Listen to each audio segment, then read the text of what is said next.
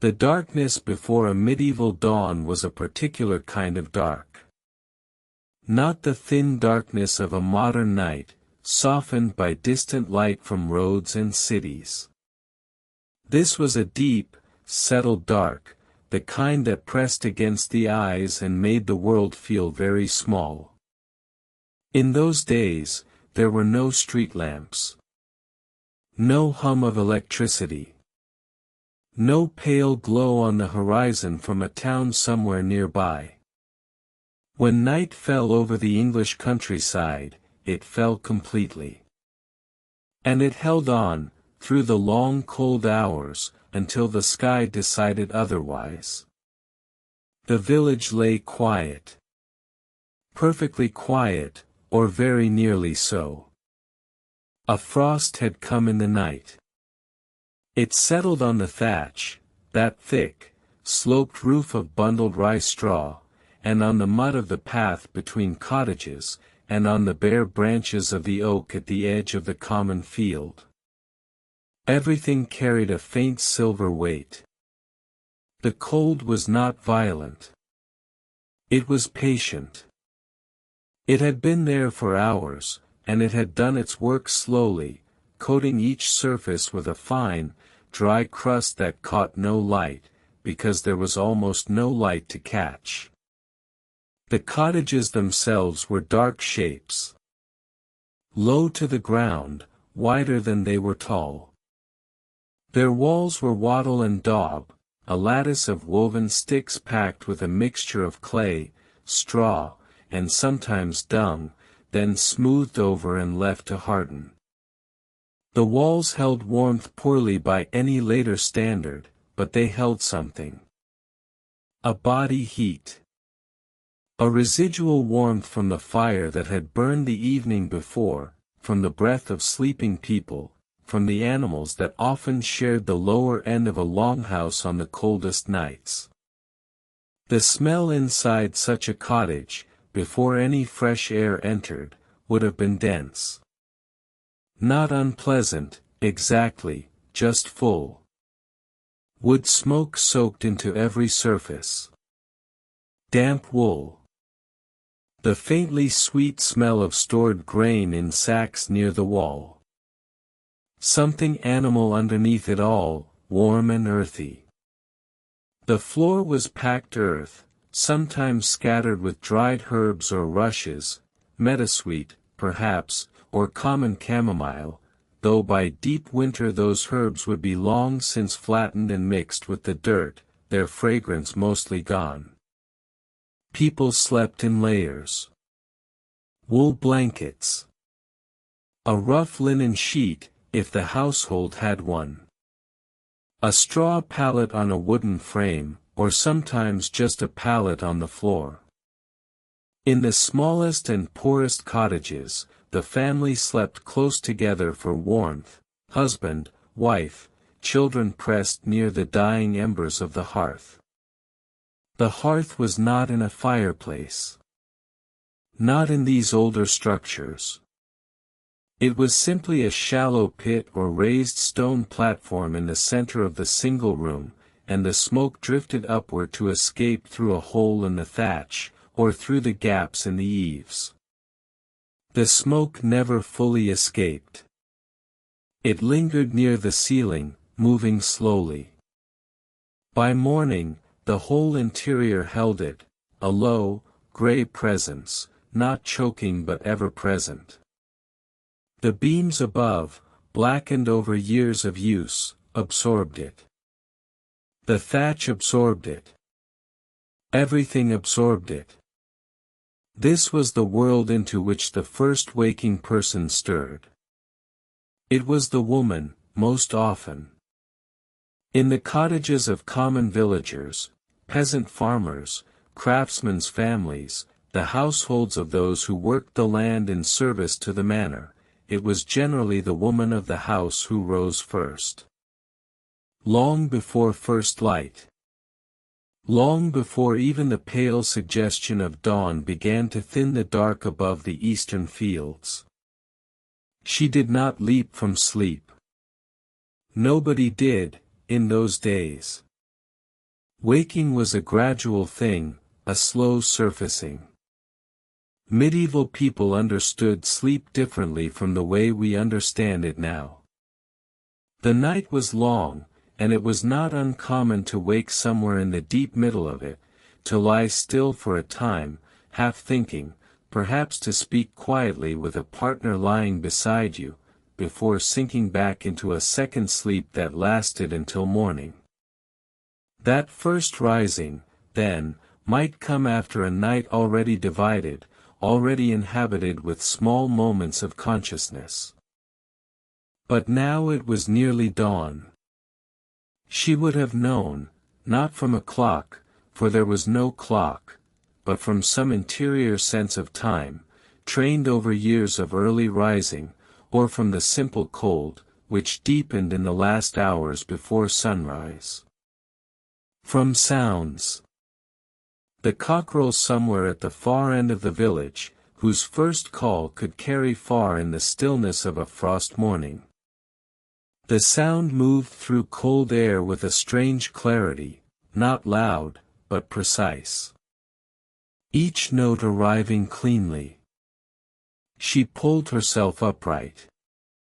The cold hit immediately. The fire had burned down to ash and one or two dull embers. She could see nothing, or almost nothing, perhaps a faint orange glow from the hearth, enough to orient herself. She moved by memory.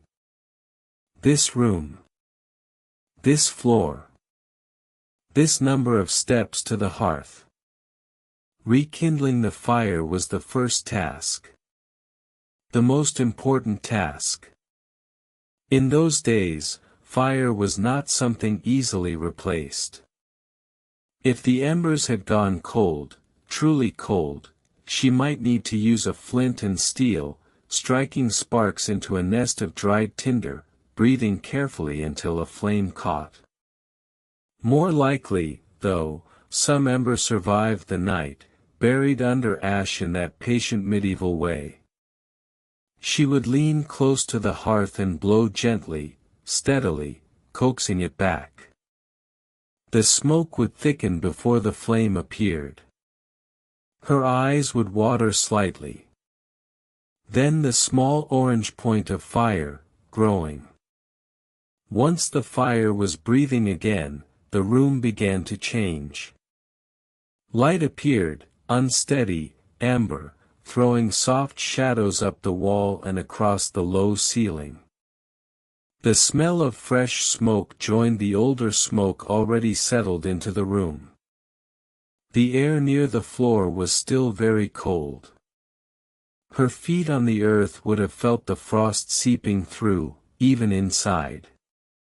But near the fire, a narrow ring of warmth began to form. Outside, the sky was beginning. Not yet light, something before light. The absolute blackness was becoming a very deep gray at the horizon's edge. The shape of the field hedges was just barely distinguishable. The oak at the common's edge stood in silhouette. The frost on the path showed white, the faintest white, like a rumor of light rather than light itself. The village was not entirely silent anymore. A second cockerel, closer. The low sound of cattle somewhere, a slow, resonant shift of weight, a breath released, from the byre attached to a nearby longhouse. A dog, momentarily awake, then quiet again. Inside the cottage, other bodies were beginning to stir. A child turned over on the pallet. A husband pushed himself upright, sat for a moment in the slow way of a man organizing his body for the day ahead. No one spoke yet. That first gathering of consciousness was a private thing, conducted in near silence, accompanied only by the sound of the fire working itself back to life. The day's structure was already determined. Not by choice, not by preference, by the light. Medieval people organized their hours entirely around what the sun did. The day began at sunrise, truly began, and it ended at sunset. In winter, that gave a working day of perhaps 8 or 9 hours. In summer, considerably more. The Church divided these hours further: the canonical hours, the ringing of the bell for prime, terce, sext, none, but for ordinary villagers, the primary clock was the sky. In those days, to know the time was to look upward. At the quality of light. At the angle of shadow. At where the sun sat in its arc across the pale winter sky. This was not imprecision. It was a different kind of precision, one embedded in the body and the landscape rather than in numbers on a dial. But that reckoning came later. First there was this, the time before the village fully woke, when the fire was new and the light outside was still gathering itself, and the day had not yet made any demands. The woman, this ordinary, unnamed woman in her low-ceilinged cottage, in a village that might be in Oxfordshire or Suffolk or Lincolnshire, in a century that might be the 12th or the 14th, the details varying but the texture remaining largely the same, she stood near the fire, warming her hands. Her breath still visible in the air, even now, though the fire was growing. The cold retreated slowly. She would have worn her underdress to sleep, a long linen shift, rough and worn soft with use. Over this now she pulled a woolen kirtle, a simple fitted gown, and perhaps a linen coif over her head, a close cap tied beneath the chin. Practical. Warm at the face and neck. The cloth was not fine. It was homespun or bought cheaply at a market town, dyed perhaps with woad or weld to a muted blue or yellow, or simply left the brownish gray of undyed wool. It smelled of work and wood smoke and the particular smell of a person. Outside, the gray was deepening toward something almost silver. The frost on the thatch above the doorway caught the very first light, not yet warm light, but a cool, even illumination that seemed to rise from the ground as much as descend from the sky. The mist was still low in the fields, sitting in the dips and hollows of the land, unmoving. One window in the cottage, not glass, glass was a luxury far beyond this household, but an opening covered with a wooden shutter or oiled cloth, perhaps a piece of scraped animal membrane stretched thin enough to let in a gray, diffuse light without much wind. Through its edges, that silver morning began to seep into the room. By this hour, the sounds of the village were slowly accumulating. Unhurried. One at a time. A door opening somewhere down the row of cottages, the creak and scrape of wood against worn threshold stone. Footsteps in the frozen mud of the path, a heavy, careful sound, each step compressing the frost.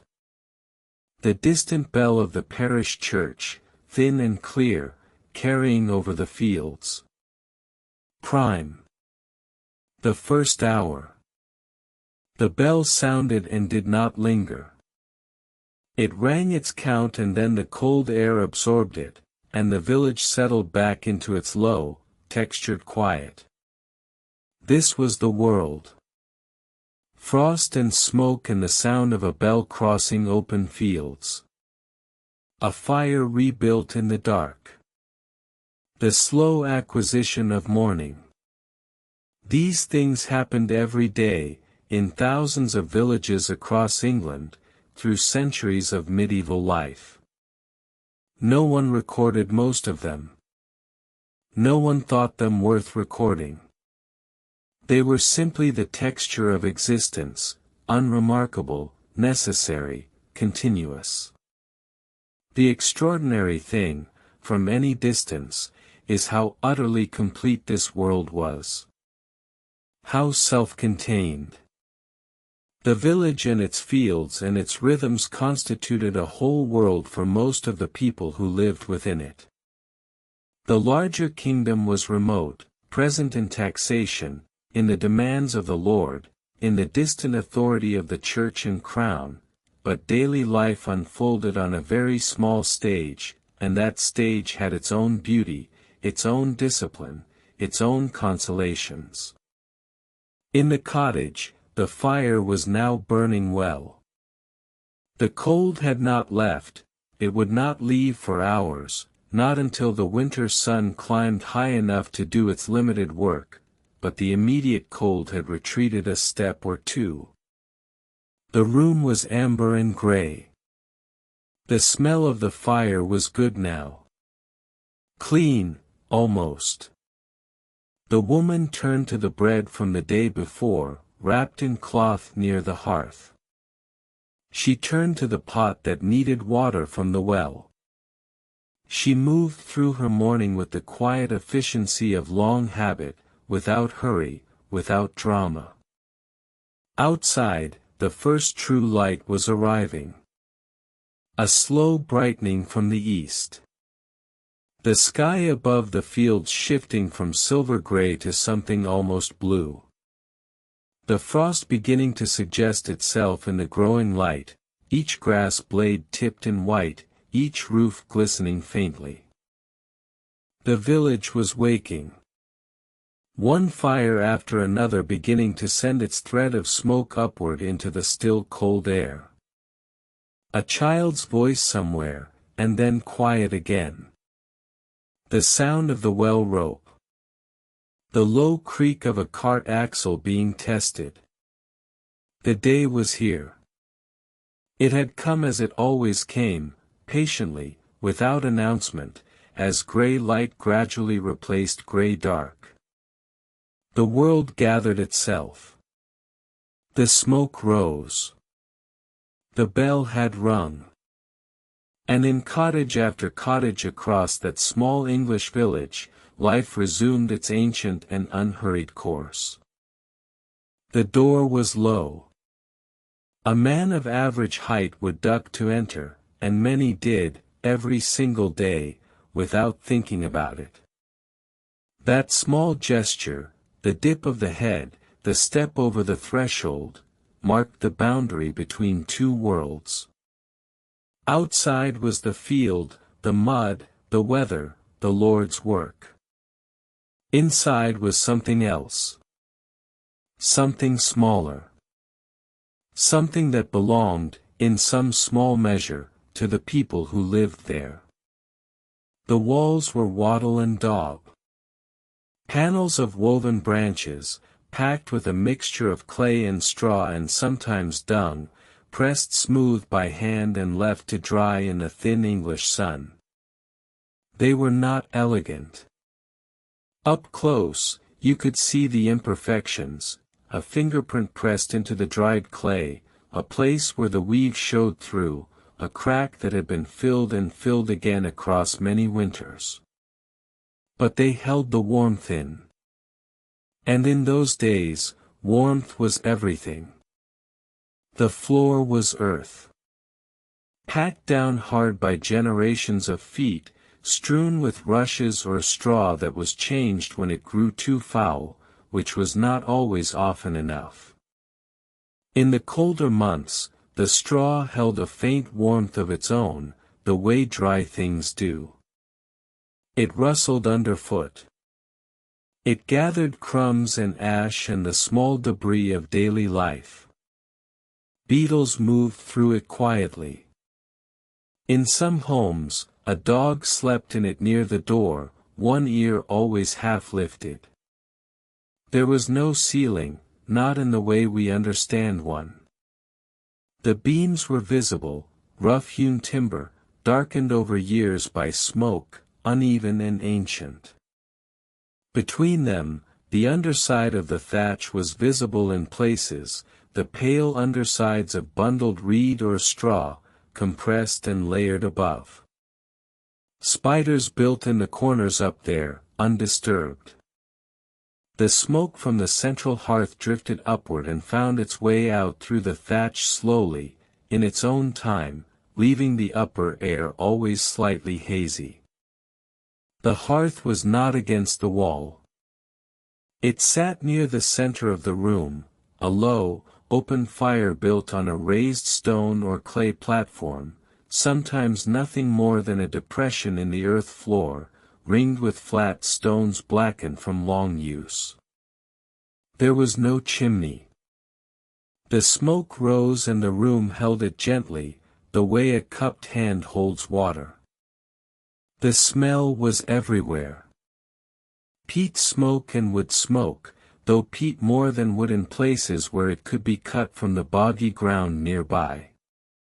Peat smoke has a particular quality. It is dense and sweet and slightly earthy. It clings to wool and hair and skin. In those days, everyone smelled of it, and no one noticed. By the time a family came indoors in the late afternoon, the fire would have been tended since early morning. It was never allowed to go out if it could be helped. The coals were banked against dying overnight, covered with ash to slow the burn, coaxed back to life each morning with a breath and dry kindling. A family that let their fire go out faced a cold problem. They would need to carry a live coal from a neighbor's hearth in a small clay pot, an errand that required asking, and borrowing, and the small social debt that came with it. The room was one room. That needs to be understood, and held in the mind for a moment. One room where everything happened. Where food was prepared and eaten. Where cloth was spun and mended. Where children were born and, sometimes, where people died. Where the whole family slept, together, on straw-filled pallets laid near the fire for warmth. In some homes, particularly the longer style of building common across the north and west, one end of the house sheltered the animals through the winter, a cow, perhaps, or a small number of sheep. Their warmth was not unwelcome. Their smell was simply part of the smell. The furniture was sparse and heavy. A table that was sometimes a board laid across trestles, taken down when the space was needed. Stools, low and three-legged, stable on uneven floors. A chest, if the family had one, a solid wooden box with an iron clasp, used for storing linen and small valuables and the things that mattered. A shelf against the wall for clay pots and wooden bowls. Perhaps a hook near the door for a cloak. Perhaps a wooden peg banged into the wall beside the hearth where things could be hung to dry. Everything was close. A family of 5 or 6 occupied this space, moved through it, past one another in the dimness. The children knew the sound of every person's breath. They knew who turned in their sleep. They knew the exact sound the door made when it opened, a particular scrape on the stone step, a particular sigh of cold air, and they knew, without waking fully, whether it was their mother or their father returning. In the evening, the fire was built higher. Not wastefully, wood and peat were carried and cut and mattered, but enough to push the warmth out into the corners of the room. Tallow candles were expensive and burned quickly. Most evenings were lit primarily by the fire itself. The light it gave was orange and unsteady. It turned faces amber, made shadows move on the walls. The room felt smaller in that light. It contracted inward, the darkness pressing close beyond the reach of the flames. The women spun. That is not a generalization, it was simply true, and constant. Spinning was done in almost every available moment. A drop spindle and a handful of carded wool could be worked by hand in the firelight while watching children, while talking, while listening to the sounds outside. The spindle turned and the thread drew out, thin and even or thick and uneven depending on the skill of the hand. The wool itself was rough, the fleece of English sheep, not yet the refined product of later centuries, coarser and more lanolin-rich, faintly greasy between the fingers. It smelled of the animal. That smell, too, mixed into the general warmth of the room. Mending was another occupation of the evening hours. Cloth was not cheap, and nothing was thrown away while thread and a needle could extend its life. A shirt that had worn thin at the elbow was turned. A shoe that had split at the sole was stuffed with moss or straw until it could be repaired properly. The needle moved slowly in the dim light. The thread was pulled through with care. This was not a time of rushing. The work was done at the pace the light allowed, and then it stopped. Children fell asleep early. They would be there on their pallets, breathing in the slow and complete way that only children sleep, their faces slackened, one arm flung out toward the warmth of the fire. The adults stayed up a little longer. Not much longer. In those days, the body followed the light. When the fire burned low and the candle, if there was one, guttered and died, there was not much reason to stay awake. The darkness was not frightening exactly, but it was complete. Outside, the night had its own texture. The wind moved through the thatch. An owl called from somewhere across the field strips. The animals in their pen shifted and breathed. The village, which had been briefly visible and alive during the day, contracted into darkness and silence. Each cottage was an island of dim warmth in the surrounding dark. But inside, the fire was still going. That was the thing.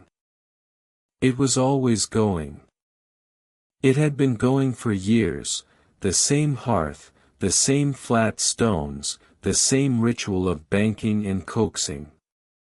A fire that has been kept alive for a long time develops a certain quality of constancy. The stone around it darkens to black.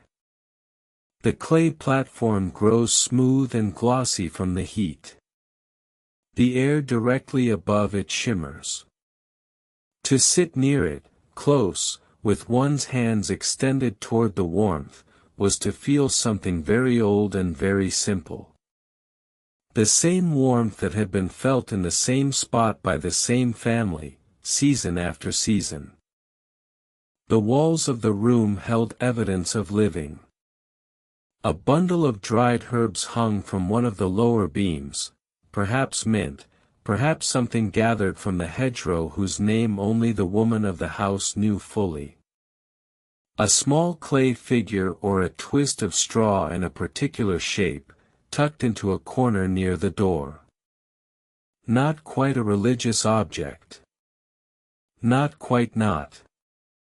The boundary between the Church's teachings and older, quieter beliefs was not sharply drawn in that room. It was blurred by habit and inherited gesture and the simple human desire to keep harm at the threshold. The smell of the room at night was different from its daytime smell.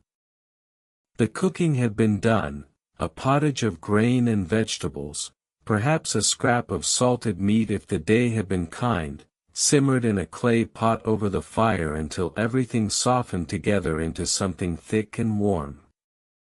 That smell had settled now. The fire had gone lower.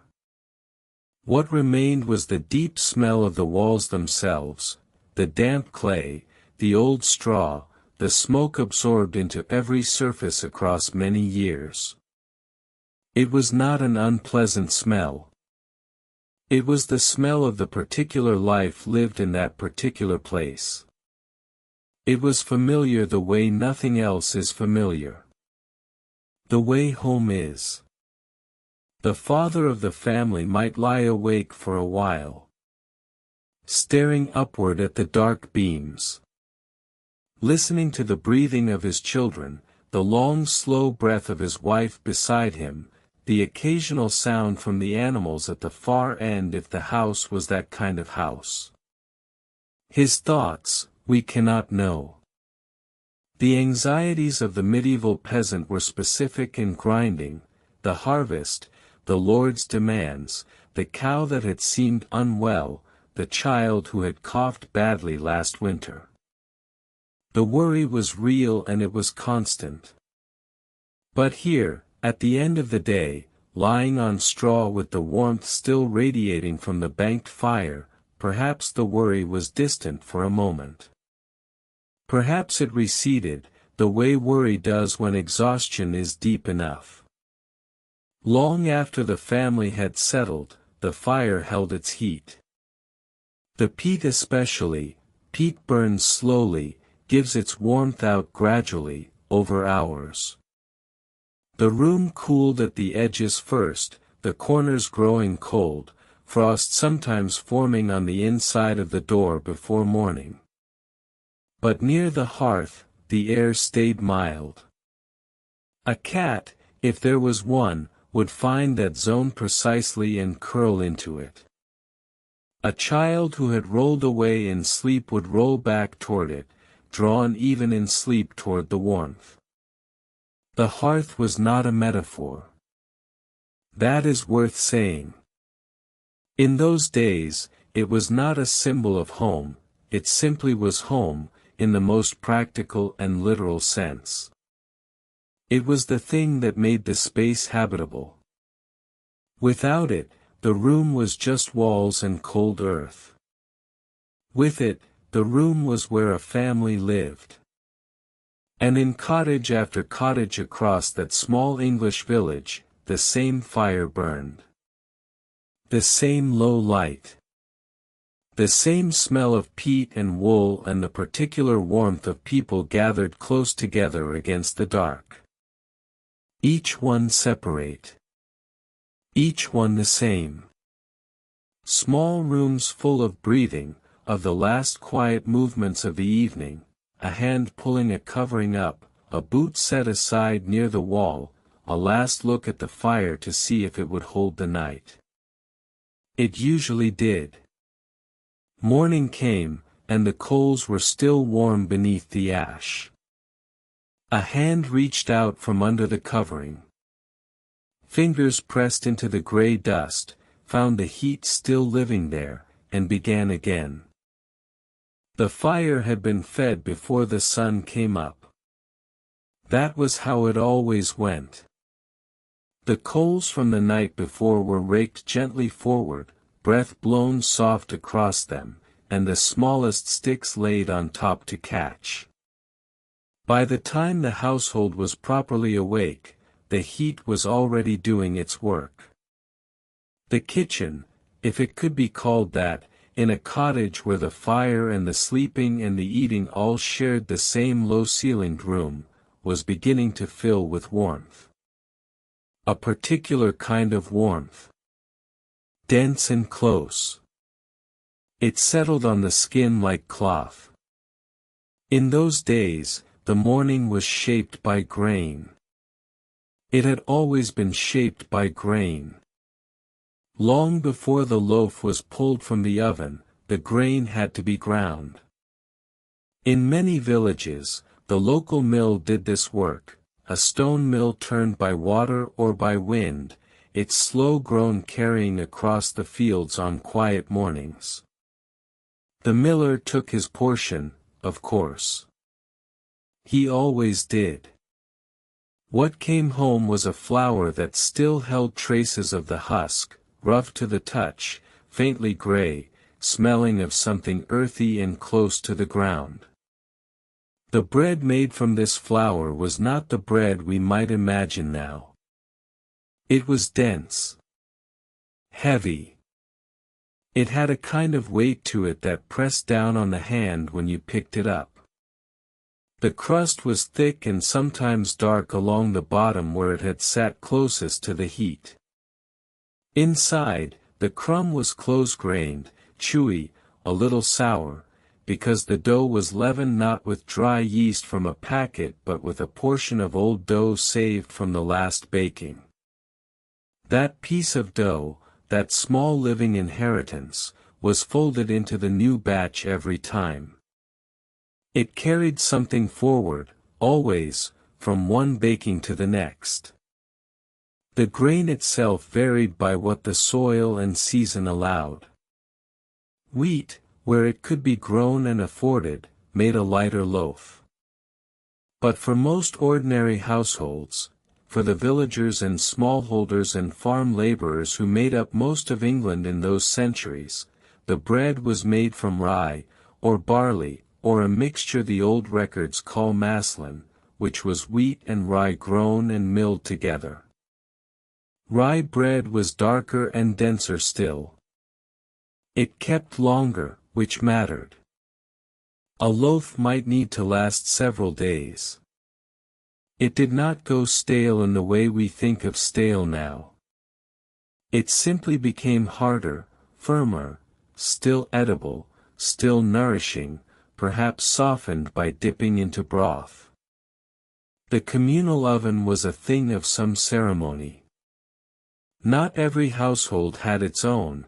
The clay or stone construction required fuel and space and a particular kind of knowledge.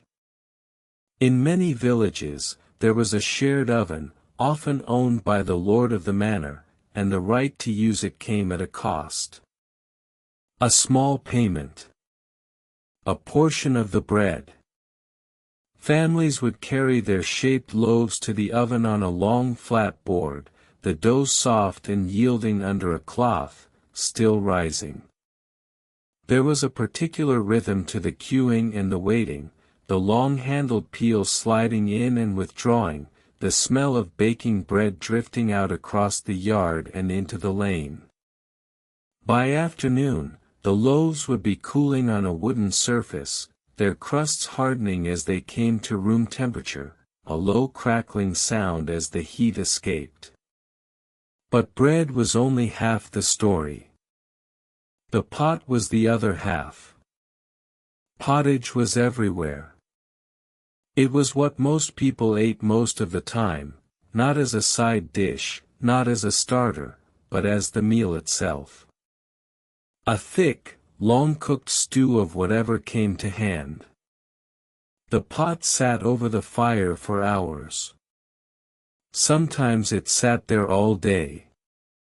The vegetables went in first, leeks, perhaps, or onions, or parsnips pulled from the kitchen garden that morning, their skins still dusted with soil.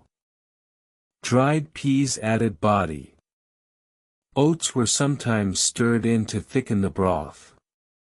If there was any meat, a small piece of salted pork, a ham bone that had already given much of itself, it would go in early, to soften and release its fat into the liquid. The smell of pottage cooking was something particular. Not sharp. Not sudden. It built slowly over hours, a deepening warmth, a savoriness that settled into the walls and the cloth and the hair of anyone nearby. By late afternoon, when the light was beginning to thin and the working day was winding down, that smell would be part of the entire texture of the room. It was not a remarkable smell, in those times. It was simply what the air was. What home was. The herbs came from the garden. Almost every cottage had some patch of ground where things grew, not decoratively, not as a display, but because they were needed. Parsley grew in thick clumps, its leaves dark green and strongly scented when crushed between the fingers. Sage was there, soft and dusty to the touch, its smell both bitter and somehow comforting. Time crept along the edges of beds, low to the ground, releasing its scent when stepped on. In autumn, much of the harvest from these small gardens would be dried and stored. Bundles hung from the rafters of the cottage, slowly losing their moisture, their colors fading from bright to muted, their scent concentrating as they dried. On a still day, the smell from those drying bundles mixed with smoke and bread and the faint animal warmth of any household with livestock nearby. It was layered, complex, entirely ordinary to the people who lived inside it. Stirring the pot was not a dramatic act. It was slow, repetitive, half-meditative.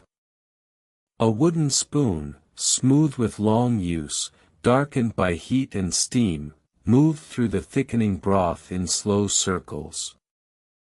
The cook would lean over, breathe in the rising steam, assess by smell and thickness whether things were ready, or nearly ready, or needed more time. There was no clock to consult. There was the light coming through the door, and the sound of the fire, and the feel of the spoon moving through the liquid, and the knowledge carried in the hands and nose of someone who had done this many hundreds of times before. In those days, that knowledge was not written down. It lived in people. Passed from a mother to a daughter standing beside her at the fire, watching, asking, trying. The right amount of salt was whatever felt right between the fingers. The moment when the bread dough had been kneaded enough was known by how it felt, elastic, smooth, pulling away from the hands cleanly. No recipe book was consulted. The knowledge was older than books, and more reliable, in a way, tested daily, corrected daily, carried in the body. Salt mattered enormously. It was expensive enough that it was used carefully, not lavishly. But without it, nothing tasted of much. A pinch over the pottage, a rubbing into pork before it was stored through the winter, salt did the work that cold storage does now. Meat that had been salted and dried could last through the dark months. Fish, especially herring, which came dried and salted from the coast, was a staple of the diet, particularly during the many fasting days the church required. There were weeks in the year when flesh was forbidden. On those days, the pottage was made without meat at all, or with dried fish added instead, its strong salt flavor moving through the broth in a different way than pork did, sharper, drier, somehow austere. The texture of eating in those times was, by our standards, coarser. Bread that pushed back against the teeth. Pottage thick enough to hold its shape briefly in the spoon before it fell. Root vegetables that had cooked long enough to be completely soft, not al dente, not considered in that way at all, but soft and giving and completely absorbed into the meal. Things were eaten from wooden bowls, or from the thick slabs of stale bread called trenchers that could absorb the liquid and then be eaten themselves, or given to animals, or left out for those with nothing at all. Autumn was the busiest time for food preparation. The harvest had come in, or most of it had. What came in had to last. Apples were laid in rows, not touching, on wooden shelves, each one carefully kept from the others so that one bad apple would not spread. Root vegetables were buried in sand or straw in the cold corners of outbuildings, their earthy chill preserved through the dark months. Cabbages and leeks stayed in the garden as long as the frosts allowed, taken only as needed. The kitchen garden in autumn had a particular look, some things past their peak, some things still standing, the ground beginning to harden, the light lower and more golden than it had been in summer. There was a smell to it too. Damp earth and something slightly composting. The brassica leaves that had gone past their best. The cold coming up from the ground. Honey was the sweetness of those times. Sugar existed, but it was rare and precious and largely beyond the reach of ordinary people. Honey, though, honey could be kept locally, from a hive in the garden or nearby. It was used sparingly, as sweetness was a luxury, but it was there. Stirred into a warm drink on a cold morning. Drizzled over something at a feast day or a special meal. It crystallized in the jar over time, becoming thick and grainy, pale where it had set solid, needing warmth to soften it again. A spoon dipped into set honey made a particular sound when pulled free, a slow, dense pull, then a snap. A small thing. The kind of thing that registers only in retrospect, in memory, or in the telling of it much later. Meals were not elaborate. They were not meant to be. The purpose of food was to carry the body through the day's work.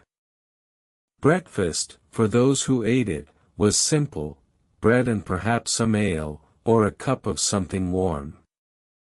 The main meal came at midday, or close to it, when the light was strongest and the working day was at its midpoint.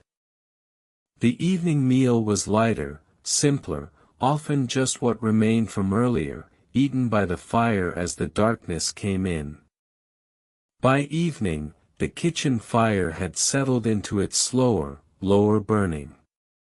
The pot had been lifted off or pushed to the cooler edge of the hearth.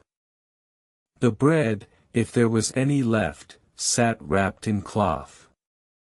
The herbs overhead were still and quiet in the warm air that rose from below.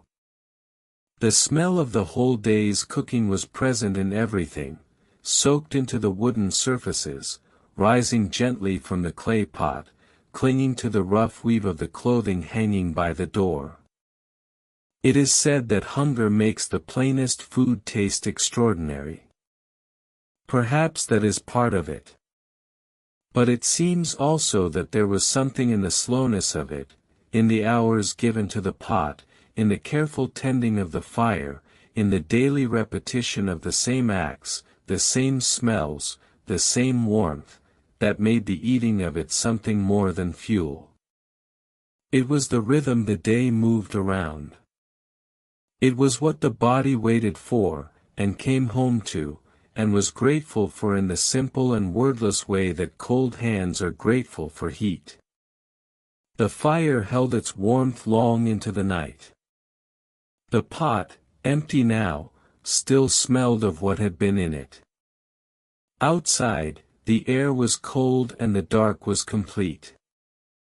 But in here, close to the coals, with the smell of bread still faint in the room, the day had been enough. It had given what it could. Tomorrow the fire would be fed again before the sun came up. And the grain would be ground, and the pot would be filled, and the slow work would begin again, as it always had. And that slow work always led back to the fields. The fields were the center of everything. Not the village, not the church, not the market. The fields. They were always there, spreading out beyond the last house, beyond the kitchen gardens and the small enclosures for pigs and geese, out into the open land where the sky came down wide and uninterrupted to the tree line. The fields held the year in their soil. Every season left its mark on them, and every season asked something different of the people who worked them. In those days, the land around most English villages was divided into long, narrow strips. Each family held a scattering of these strips across the open fields. One family's land was not all in one place. It was spread across the common fields in thin ribbons, a strip here, 2 strips there, another on the far side near the old boundary ditch. This was the shape of the medieval village's relationship with its earth. Shared and interwoven. Side by side through all weathers, season after season. The fields themselves were turned over in long rotations. One field for winter grain. One for spring grain. One left fallow, resting, breathing. The system moved slowly from year to year, the way a river moves, not fast, not dramatic, but always, always turning. Spring came first, and it came with mud. The clay soil of the English Midlands does not yield easily. In those days, the heavy ground would hold the frost deep into what the calendar said was spring.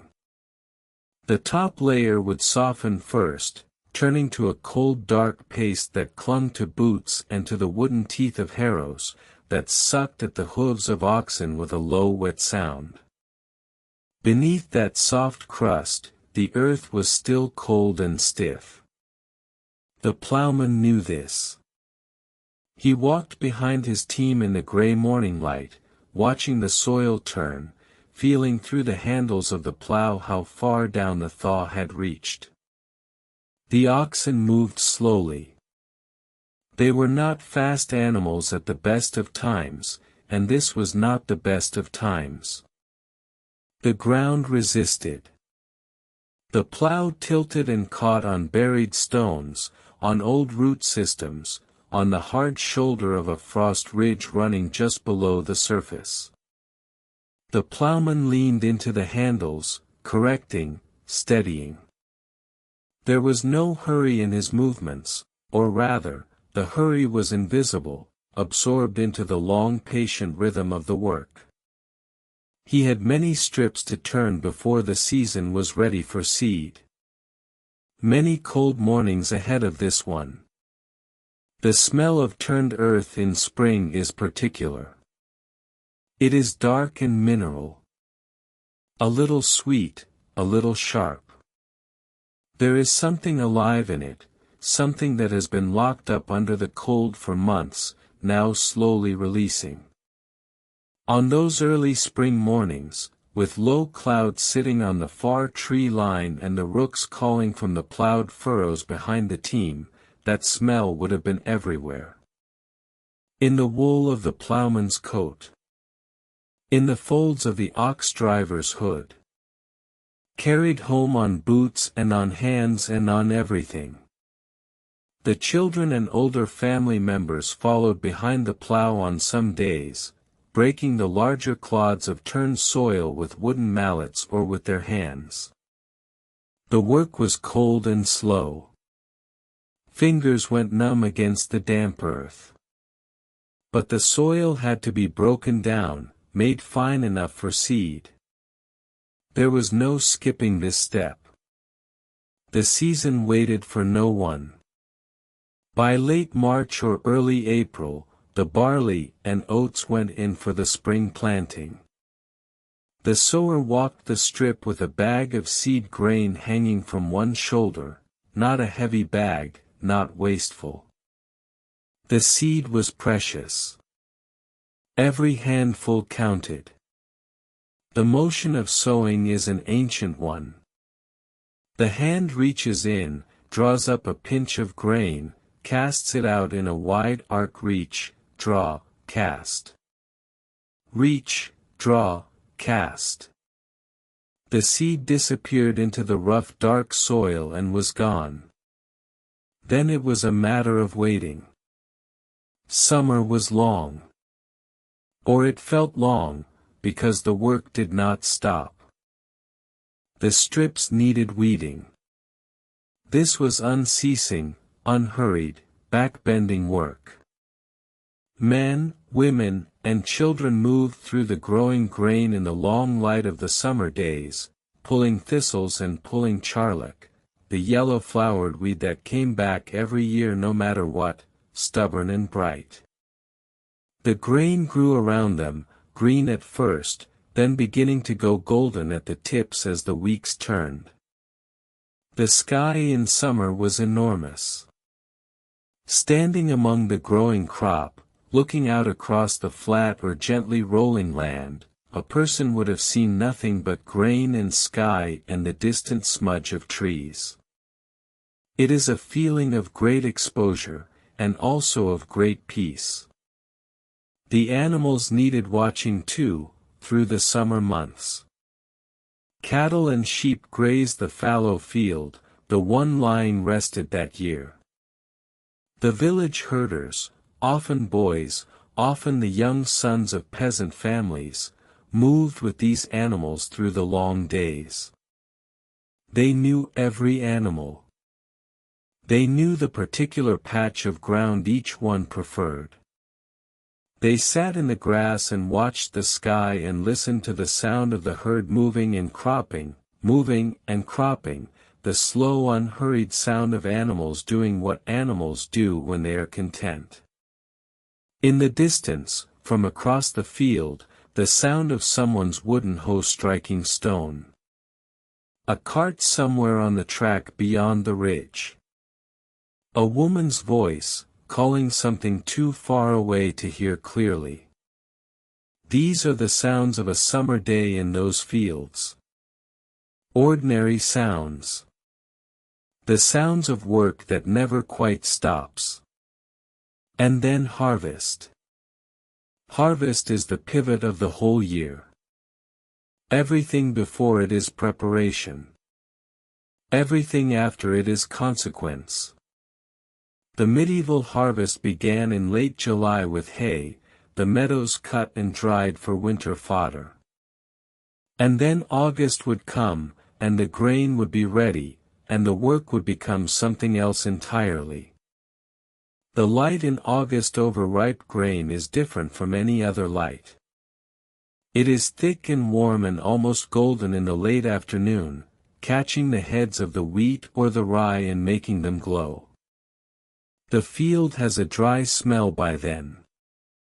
Not the dark mineral smell of spring plowing, something lighter, dustier. The smell of sun-warmed straw. Of dry seed cases. Of dust lifting on a warm breeze. The reapers came in at dawn, before the heat of the day made the work impossible. They worked in a line across the strips, cutting with short-handled sickles, curved iron blades, worn smooth from long use, the handles darkened with the oil of many hands. The motion of reaping is a gathering motion. The left arm reaches out and grasps a handful of stalks. The right arm swings the sickle across at knee height. The cut grain falls across the left forearm. The bundle is laid down. Then again. And again. By mid-morning the stubble field stretched out behind the reapers, pale and bristling. The cut grain lay in loose swathes along the ground. Other workers followed behind, gathering the swathes into bundles, binding them with a twisted handful of straw into sheaves. The sheaves were then propped up together in small groups, leaning against each other, head, to dry in the sun before being carted away to the barn. The exhaustion of harvest is specific. It is in the lower back, from the constant bending. It is in the right forearm, from the repetitive swing of the sickle. It is in the hands, which develop calluses within the first days of reaping that still crack and ache by evening despite the toughening. A harvest that lasted several weeks, as most did, wore a person down to something quiet and enduring. Beyond tiredness. A kind of steady emptiness that is not quite suffering. And yet there was something in those long harvest days that is very hard to name. The whole village worked together. Strips that were otherwise each family's own business became part of a shared effort. Neighbors worked alongside neighbors, hour after hour. Food and drink were brought to the field. There was laughter, sometimes. The low hum of talk between workers. Children who were old enough helped with the binding. Even older villagers who could not reap would come to the field, doing what they could, being part of it. Long after sunset, when the last sheaves had been stacked and the last cart loaded, the village would gather to eat together. The harvest supper was not elaborate, but it was plentiful by the standards of the year. Bread, and ale, and perhaps some pottage with more than the usual scraps of meat in it. People sat on the ground or on the lowered sides of carts, eating slowly, not talking much. Too tired to talk. But present, all of them, in the same warm dark, with the smell of cut grain still in their hair and on their skin. By evening, by those long harvest evenings, the world had a particular feel to it. Completed, for now. The tension of the growing season behind them. The grain safe. The year turned in the right direction. Autumn brought the second plowing. The stubble fields were turned again, broken down, prepared for the winter wheat or the rye that would go in before the cold. The fallow field was plowed too, turned and turned again, to break it up, to let the frost work on it over winter. The oxen came out again into the cool gray mornings. The mud returned, different from spring mud, heavier now, darker, the earth richly tired from its growing season. The smell of autumn in those fields was damp leaves and turned clay and something faintly rotting, not unpleasantly, the way compost smells, the smell of things returning to the ground. The acorns were falling in the small woods at the field edges. The pigs were let into the wood to root and fatten on them. The apples came in. The last root vegetables were pulled from the kitchen plots. The cellar, the storage pit, the barn, all of these were filling up, slowly, for winter. And then winter arrived, and the fields went quiet. This was not a season of rest exactly. There was always something to do, repairing tools, tending animals, threshing the stored grain in the barn on cold mornings, the steady rhythmic beat of the flail on the threshing floor.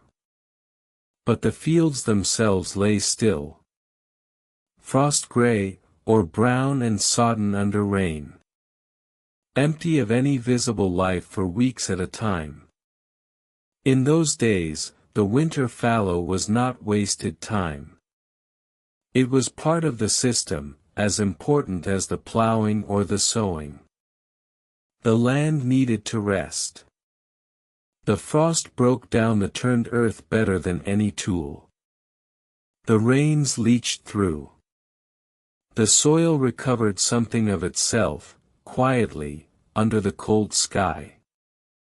On clear winter days, a man walking the boundary of his strips would see the whole farm landscape laid out around him, the pattern of strips and headlands, the line where one field ended and another began, the footpaths trodden between them over generations.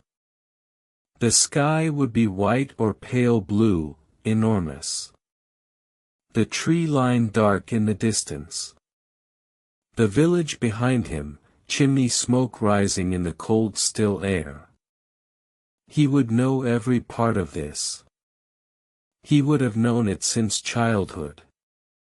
His father had worked these strips before him. His grandfather had turned this same clay, in this same pattern, under this same wide sky. There was no drama in this. No great event. Just the knowledge, sitting quiet in the body, of how things were and how they continued. The year would turn again. It always had. The frost would soften, the soil would darken, the plow would go back in. Spring mud and ox breath in the cold air and the smell of the earth opening up again. And the slow work, the patient, endless, necessary slow work, would begin once more. The road to the market town was not a comfortable one. It was rutted deep in places, softened by rain, and in the autumn months it held the cold in its surface like stone. Boots sank into it. Cartwheels cut through it. And yet people walked it, willingly, even eagerly, because the market town was something the village was not. It was noise. It was color. It was the smell of other lives. Once or twice a week, depending on the season and the charter granted to the town by some lord or bishop long before, the market would be held. People came from the surrounding villages, some walking several miles before the light had fully settled into the sky. They carried things on their backs, or led animals, or pushed small handcarts with wooden wheels that clattered and bounced on the frozen ground. By the time they arrived, the square was already filling. The sound reached you before the sight did. That is worth pausing on. Before you rounded the last bend in the road and the town's church tower came into view above the bare trees, before any of that, you could already hear it. Voices layered over voices. The complaint of geese. A hammer striking somewhere. A cart horse shifting its weight on cobblestones. The market had a sound of its own, low and constant, like something breathing. Then you came around the corner and saw it. The square was not large by any measure we would recognize today. Half-timbered buildings pressed close on 2 or 3 sides, their upper floors leaning slightly forward, as upper floors tended to do, as though curious about what was happening below. The wood of them was dark with age and damp. The plaster between the beams had gone gray. But there was color in the square itself, in the cloth draped over the wooden stalls, in the cloaks and hoods of the people moving between them. Reds that were not quite red. Browns that were almost orange. The deep blue of a merchant who had done reasonably well for himself. The stalls were simple structures. Lengths of timber, a plank for a surface, cloth hung over a frame to keep off the worst of the weather. The traders had arrived earliest, some of them sleeping in their carts or in the inn the night before, to claim the best positions near the center or near the church gate. By mid-morning, every position was taken. There were cloth sellers. This was important trade. Wool was England's great commodity in those days, and the cloth made from it moved through markets like this one in long folded lengths, rough wool for the poorer buyer, something finer for someone with a little more to spend. You could reach out and feel the weave of it if the trader permitted, which they sometimes did and sometimes did not. The texture varied enormously. Some was coarse enough to scratch the skin through a linen undergarment. Some was close and heavy and warm in a way that felt like being held. A woman might run her fingers along 3 or 4 lengths before making any decision at all. The spice merchants occupied a smaller corner of the market but commanded a particular kind of attention. Their stalls smelled different from everything around them. Pepper, which was not cheap. Dried ginger, pale and fibrous. Cinnamon in small quantities, kept close and not freely handled. These were goods that had traveled a very long way, through hands and ships and roads that stretched back across the sea to places most people in this English market town would never see and could not easily picture. And yet here the spices were. Small amounts. Carefully weighed on a little scale with brass weights. The merchant watching the customers' hands the whole time. Not everyone could afford spices. Most could not. But the smell of them drifted out into the square and mixed with everything else, with the animal smell of the livestock pens at one edge, with the smoke coming from somewhere behind the inn, with the particular cold air smell of a grey autumn morning in England. It was not a clean smell, the market. It was layered and complicated and alive. The livestock were penned or tethered along one side. Pigs, mostly, in this season. Some sheep. A few chickens in wooden crates stacked on a cart, their sounds punctuating everything else in short bursts. Cattle changed hands more quietly, a man walking a buyer around an animal, pointing at its back and flanks, both of them watching the animal's feet. These transactions happened slowly. A great deal of looking before any speaking. And then speaking in low voices, as though the animal might be offended by a number.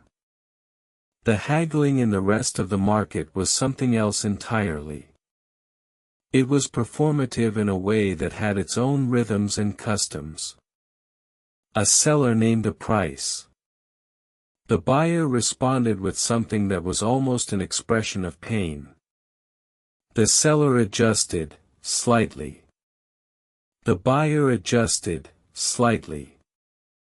This could continue for some time. The words were spoken in accents that shifted from village to village, from valley to valley. The vowels were long and strange.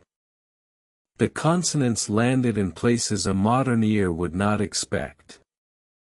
It would have sounded musical to us, not quite like anything we carry in our heads as English, and yet every person in that square understood perfectly. There were other things being sold that do not come immediately to mind. Rush candles and tallow candles, the latter with a smell of rendered fat that clung to your clothes. Iron nails sold by weight. A leather worker with belts and small pouches hanging from a rod above his stall.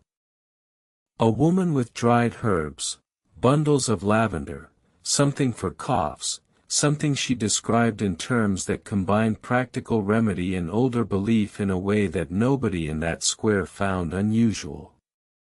A man selling wooden bowls, each one slightly different from the last, each one turned by hand on a pole lathe somewhere in a workshop that smelled of shavings. You could buy a meal of a kind, or something close to it. A woman near the edge of the square had a small brazier, coals in an iron vessel, and she sold pieces of something hot. The steam rose off it in the cold air. People stood near her not only to buy but to be briefly warm. The transaction and the warmth came together. You paid a small amount. You stood near the heat for a moment. You moved on. By midday the square was at its fullest. The light overhead was that particular flat grey of an English autumn, the cloud cover even and low, the sun a suggestion behind it rather than a presence. It was not cold enough to drive people away. It was cold enough to make the hot food vendor very popular, and to make the inn doorway, from which warm air and the smell of ale and wood smoke occasionally drifted, seem very inviting. The inn deserved a long look. It was at one corner of the square, its sign swaying slightly. The ground floor was open to those who could pay for ale, and also to those who simply drifted in and were not immediately moved along.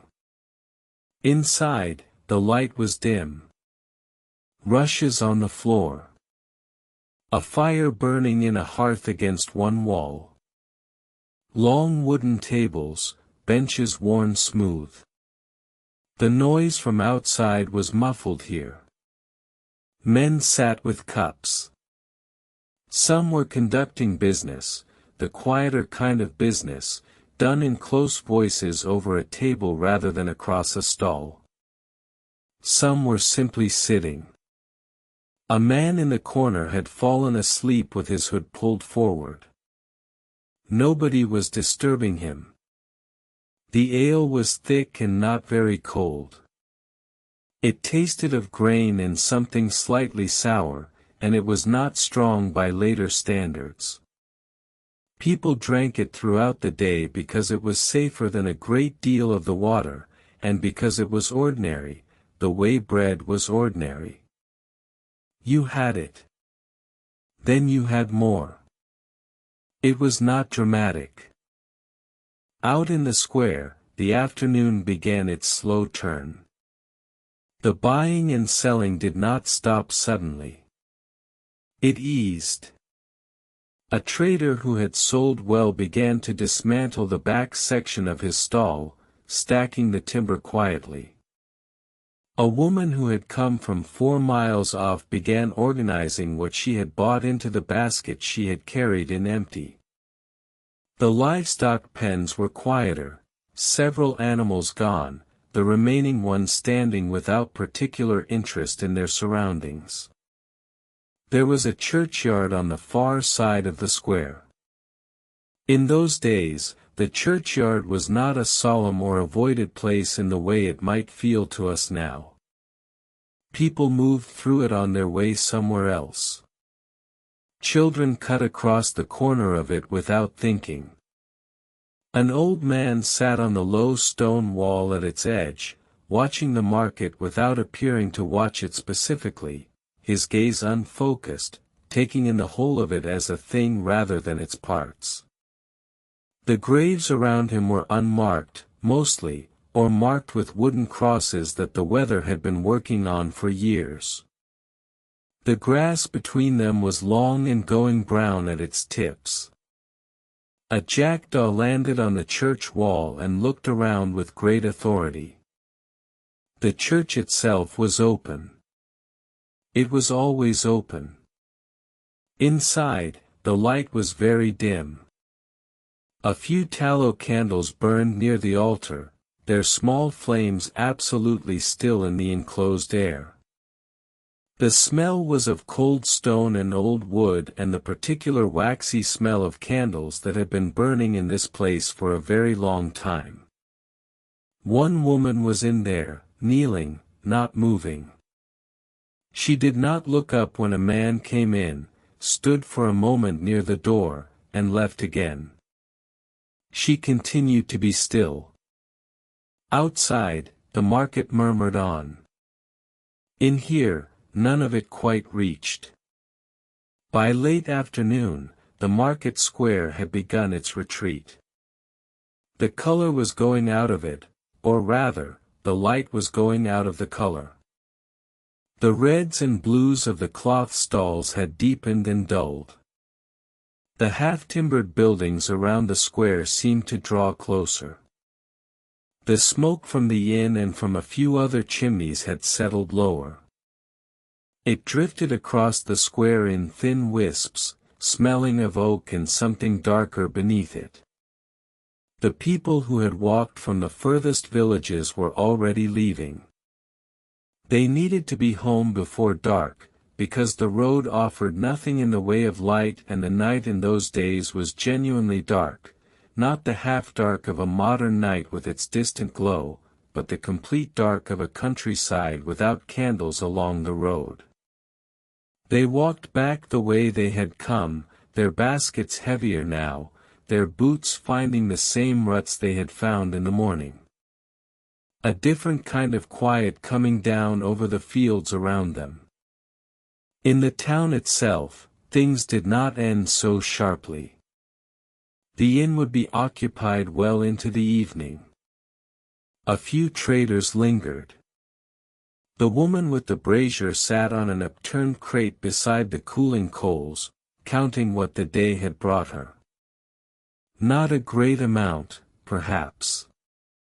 Enough. She wrapped something around her shoulders and sat for a while without moving, watching the last of the light go out of the sky above the church tower. The market was a kind of punctuation in the week. A place that was louder than the rest of life and smelled of more things and contained more kinds of people all at once. And then it was over. And the square went back to being a square with buildings around it and cobblestones and the sound of a door somewhere, and the smell of smoke, and the cold air coming in from the east. The road home was always longer than the road there. That is how it felt. The boots found the ruts. The shoulders adjusted to the weight of the basket. The fields on either side went dark before the sky did. And somewhere between the market and the village, in the last thin light of that autumn afternoon, the sound of buying and selling faded entirely behind. Ahead was the house. The hearth. The low fire that had been banked before leaving. And the particular quiet of a day that was almost done. The bells came first. Always the bells. Before the light had fully gathered itself each morning, before the first cook fire sent its thin smoke up through the thatch, the church bell would sound across the fields. A single iron note, heavy and slow. It traveled over wet grass, over the sleeping village, over the still surface of the mill pond. And every person who heard it, even those who did not stir, even those who lay warm and half dreaming beneath their wool, every one of them knew what it meant. The day had a shape. The church gave it that shape. In those days, time was not measured in the way we measure it now. There were no clocks on every wall, no hour marked by a mechanical hand. Instead, the day was divided by prayer. By the canonical hours, those ancient intervals of devotion that monasteries had observed for centuries before the first stone of any village church was laid. Prime at sunrise. Terce in the middle of the morning. Sext at noon, when the sun stood at its highest. None in the afternoon, when the light began to soften. Vespers as the shadows lengthened. Compline at nightfall, the last prayer before sleep. Most villagers were not monks. They did not observe all of these hours in any formal way.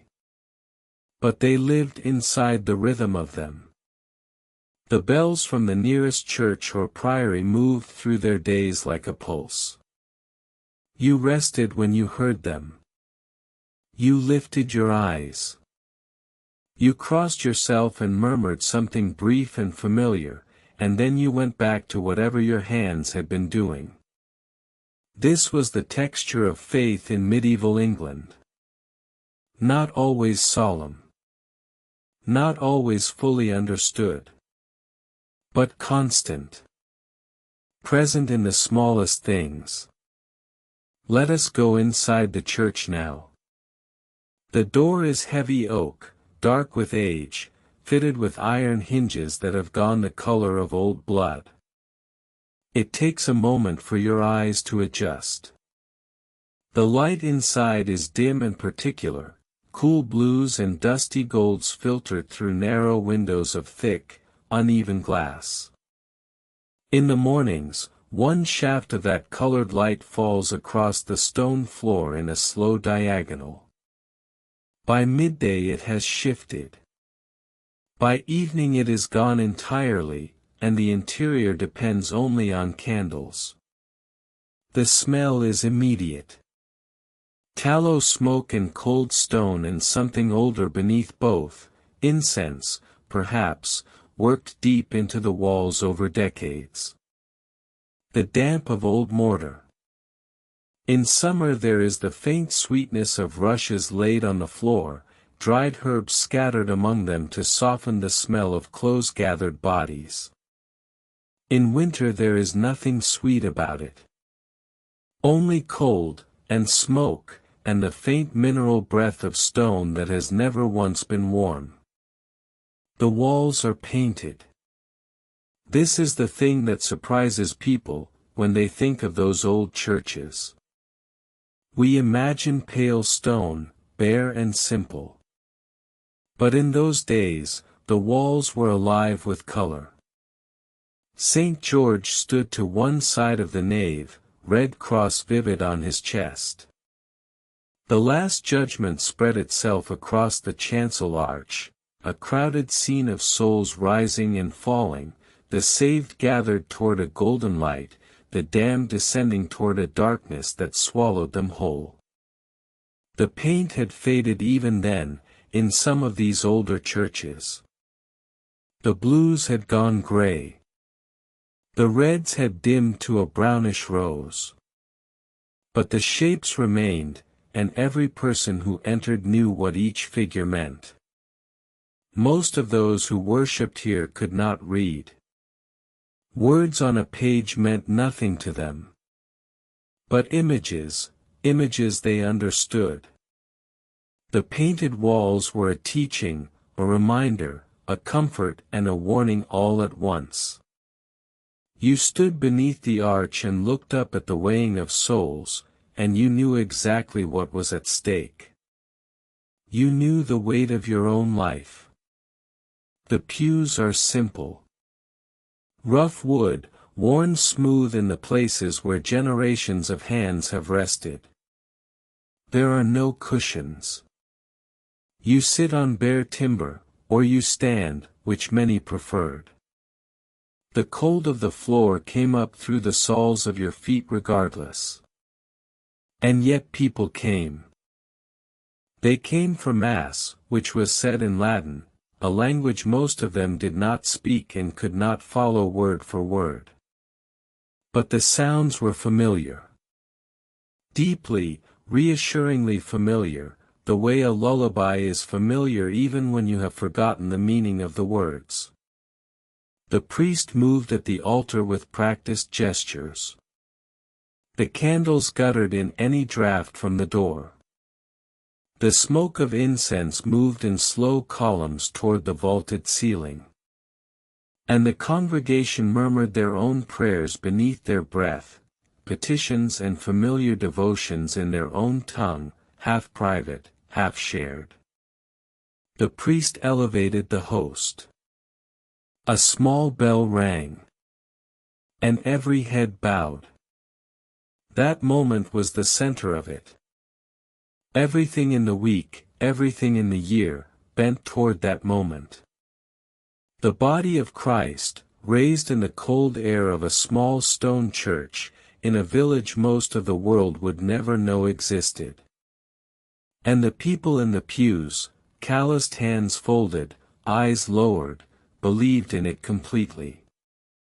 With a simplicity and a totality that is very difficult to describe from the outside. Faith in those days was not a private affair.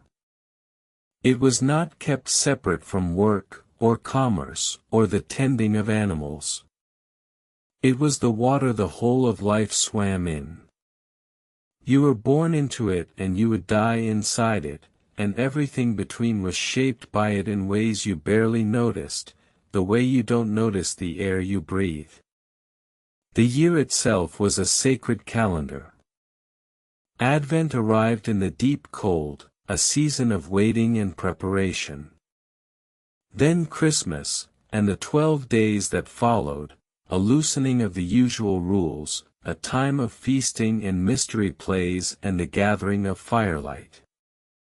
Candlemas came in February, when the days were still short and the candles were brought to be blessed.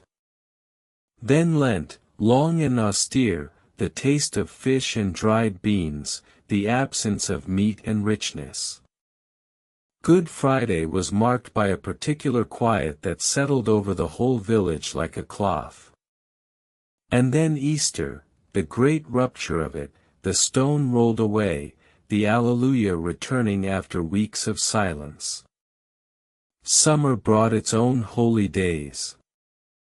The feast of Corpus Christi, when processions wound through the streets and the host was carried beneath a canopy of embroidered cloth. Midsummer fires blazed on hilltops, old customs blended almost imperceptibly with Christian observance, the church wise enough to know what it could not quite extinguish.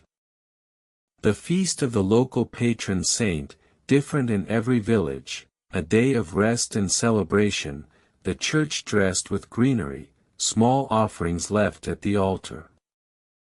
And so the year turned, from feast to fast and back to feast again, each season holding its proper character. The darkness of winter had meaning. The abundance of summer had meaning. Nothing was simply weather.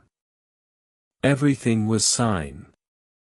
Long after childhood, people carried the prayers they had first learned standing in churches like this one.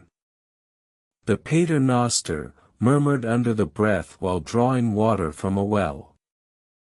The Ave Maria, spoken quietly in the dark of a room where someone was sick and not improving. The words worn smooth by repetition, like river stones, like the wood of those pews.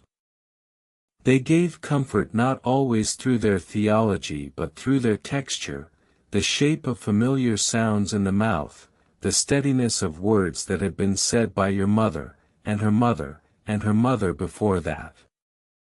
There was fear here too. Let that be acknowledged.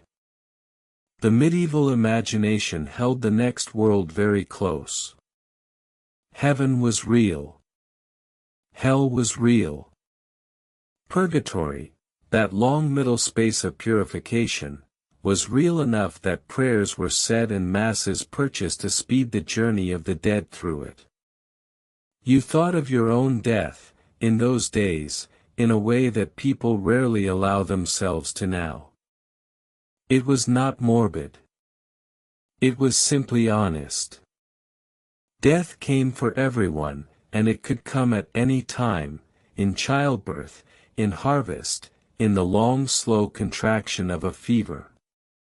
The Church did not look away from this. It named it, framed it, gave it ceremony. The last rites were a mercy. The priest came with holy oil and the murmured words of anointing, and the dying person passed out of life inside a structure of prayer. This mattered enormously. To die without the sacraments was a very specific fear, to be caught between worlds without the proper word spoken over you. People who lived far from any church worried about this. It was a practical concern, as real as the worry about the harvest. And yet the church was not only fear. It was also the place where community gathered. Think of what a village church was, in purely practical terms. It was the largest building most people had access to. It was a landmark, visible from the fields, its tower a reference point in every direction. It held the records of births and marriages and deaths. It was where disputes were sometimes settled, where announcements were made, where news arrived from the wider world. After the Mass, people stood in the churchyard and talked. Business was discussed.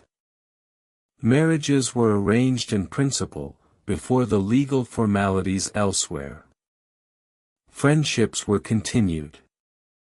The fabric of the community was repaired, a little, each week. The churchyard itself was not a place of avoidance.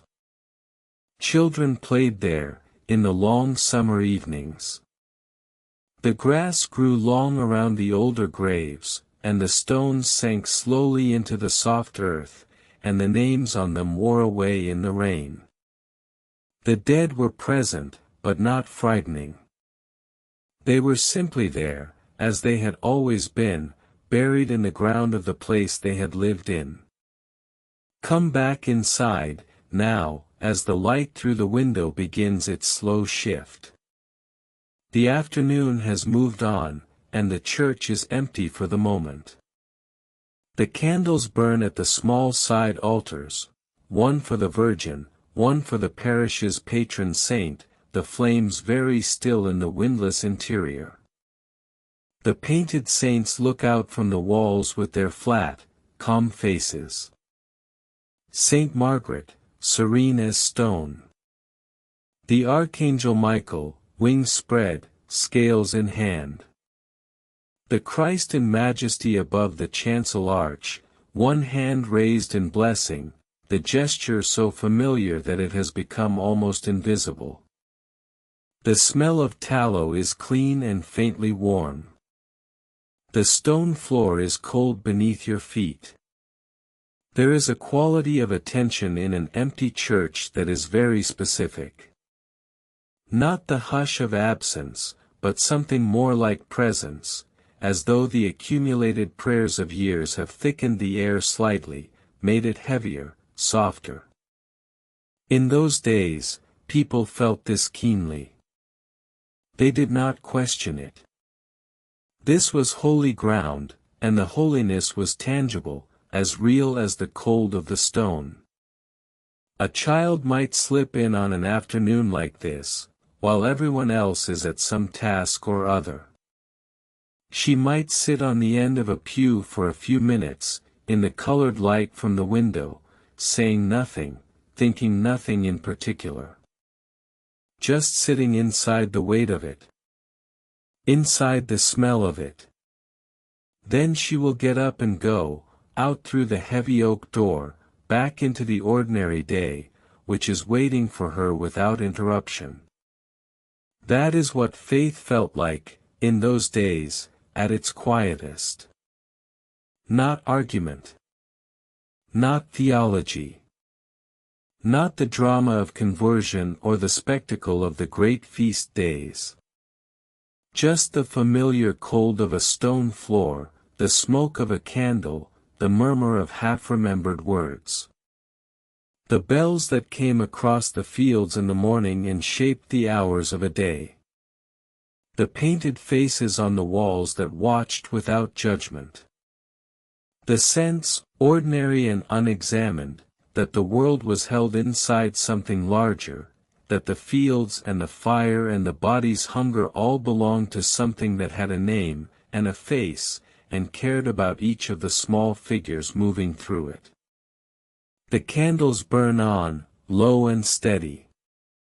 The afternoon light shifts by degrees, too slow to watch directly. And the church holds its particular quiet, as it has held it for centuries, stone and smoke and the accumulated breath of the faithful, cooling slowly in the long, still hours toward evening. From the church, if you followed the lane downhill toward the center of the village, you would begin to hear it before you could see anything. A sound low and rhythmic. A ringing that came in steady pulses, like a slow and heavy heartbeat beneath the ordinary sounds of the day. The blacksmith was working. The forge sat close to the road. It always did. In those days, proximity mattered, to the farmer who needed a plowshare mended, to the farrier who needed iron shoes shaped to the curve of a horse's hoof. The building was low and broad, its walls thick stone darkened over many years by soot and heat. The roof was timber, old timber, seasoned black. Smoke had been curling through its gaps for as long as anyone in the village could remember. The smell reached you well before the door did. Iron and char and something almost sweet beneath it, the smell of hot metal cooling on stone, a smell with no real comparison, one that settled into the back of the throat and stayed there. Inside, the forge itself was the center of everything. The hearth was built high, fed with charcoal rather than wood. Charcoal burned hotter, longer, with a steadier heat. The smith's boy worked the bellows in a slow, even rhythm. In. Out. In. Out. Each breath of air pushed through the coals made them glow deeper, from dull orange to something closer to white at the very heart. The light shifted with each breath of the bellows. It pulsed. The whole room seemed to breathe. The smith himself stood at the anvil. He was a broad man, forearms thick from decades of the same motion. He wore a leather apron, stiff and cracked along the folds, darkened to the color of old wood. He would have worked like this since boyhood, first watching his father, then holding the tongs while his father struck, then striking himself, the hammer passing from one generation to the next as naturally as a name. In those days, a trade was not chosen so much as inherited. It came with the family the way a face did. He drew a length of iron from the coals with long tongs. The end glowed that particular orange-yellow that meant the metal was ready, soft enough to move, not so soft it would lose its shape entirely. He set it against the anvil. And then the sound came, that ringing, that steady bell note that carried out through the low door and down the lane and under the door of the church itself, probably. A sound that did not hurry. That could not hurry. Each blow was deliberate. Each blow moved the metal a precise and practiced amount. A smith who struck too fast made poor work. The metal had its own pace, and a good smith understood that pace entirely. The iron cooled as he worked. The glow faded from orange to red to a dull, unhappy gray. When it reached that gray, the metal was stubborn again. He returned it to the coals. The boy worked the bellows. The room breathed. And the smith waited with the particular patience of someone who had waited this way 10,000 times before. What he made that afternoon might have been anything. A set of door hinges. Nails were always needed, and making them was slow, careful work, each one drawn and headed by hand. Perhaps the curved iron fitting for a cart wheel. Perhaps a hook for hanging something heavy. Every iron object in a medieval village had passed through hands like his. Every hinge, every blade, every chain link, every buckle. The world in those days was made of a finite number of things, and each one had a maker, and most makers had a name, and that name was known. Across the village, other hands were working in other ways. The miller's work was older than the miller himself could say. The watermill sat at the edge of the stream that cut through the lower fields. You could hear it from some distance, the soft continuous rush of water over the wheel, and beneath that, the deep rumbling of the millstones turning. A sound that never stopped during working hours. A sound that after a while disappeared into the background of ordinary life, the way a river disappears when you have lived beside it long enough. The millstones themselves were enormous, heavy, gray with flour dust worked into every pore of the surface. The upper stone turned against the lower. Grain fed down through the center, drawn outward by the motion, ground as it traveled. What emerged at the edge was flour, fine or coarse depending on the stones, the speed, the grain itself. Flour settled on every surface inside the mill. It hung in the air in faint clouds. It coated the miller's hair and eyebrows and the backs of his hands. By evening he looked, from a distance, like something left out in a light frost. The miller held a significant position. He controlled something everyone needed.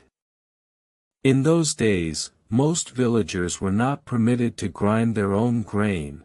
The Lord's mill was the mill they used, and they paid for the privilege, in flour, or in coin or both.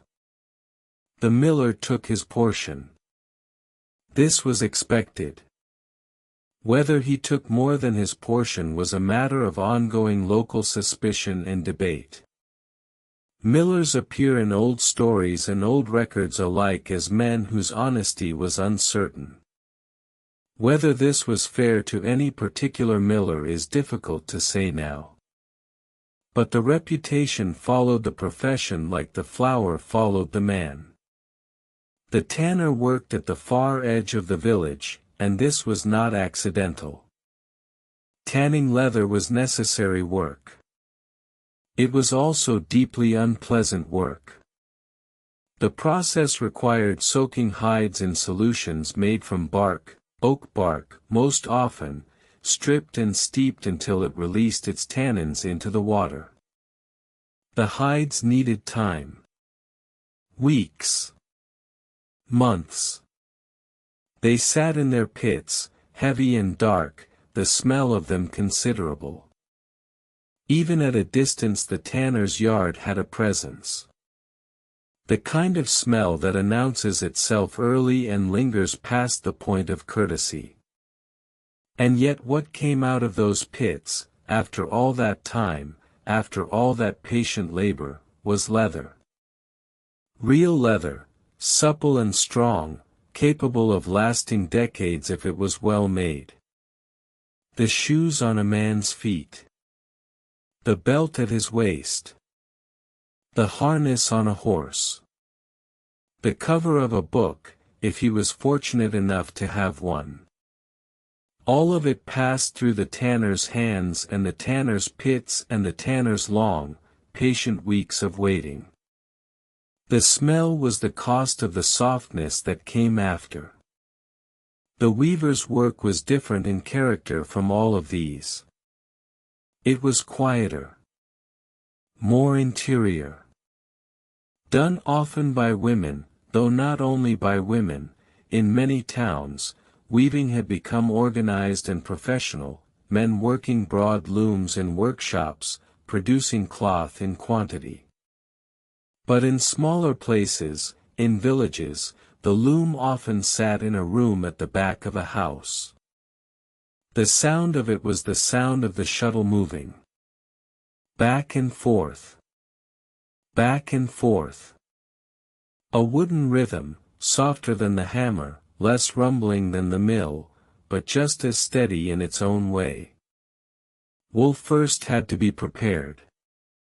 Carded into soft rolls of fiber. Then spun, the distaff and spindle turning, drawing the fiber out into thread, twisting it as it drew. This alone could take enormous time. A weaver spent more hours preparing the thread than weaving it. The thread was fine or thick depending on the skill of the spinner.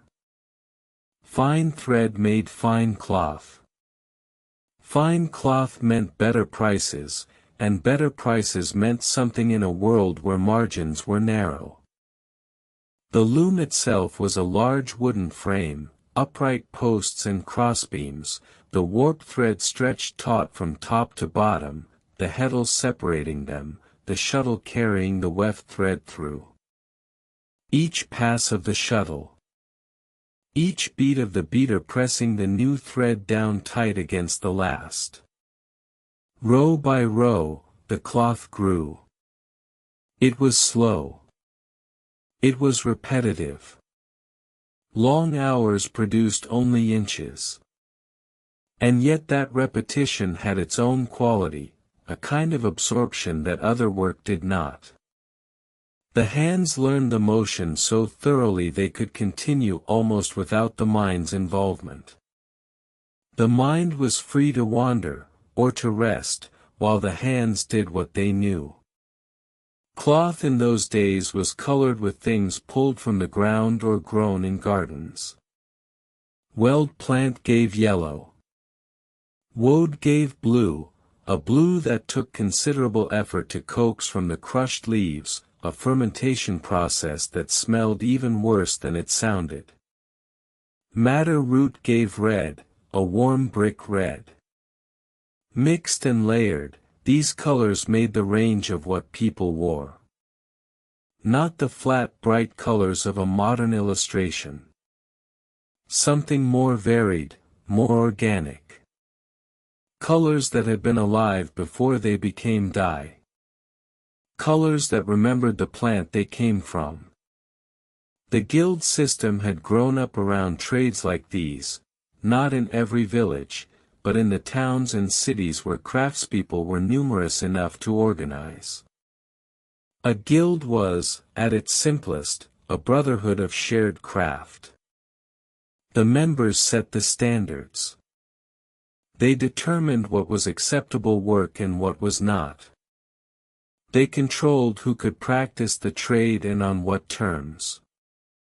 An apprentice came in young, 7, 8, sometimes younger, and spent years learning from a master.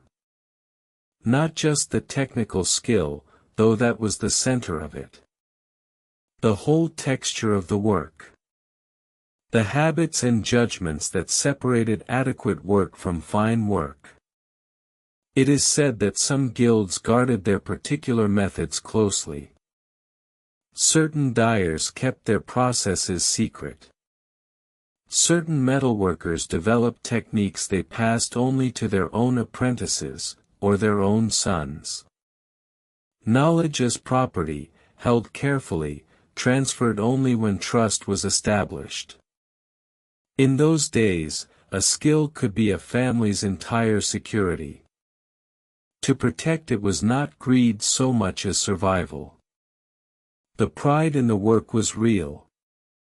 Stubborn and quiet, but real. A blacksmith who had made a good set of hinges knew they were good. He would know it by the weight in his hand and the evenness of the surface and the way the metal had moved under the hammer. He did not need to be told. A weaver who had produced cloth of particular fineness knew what that had cost in time and care. That knowledge was its own reward, or at least part of the reward.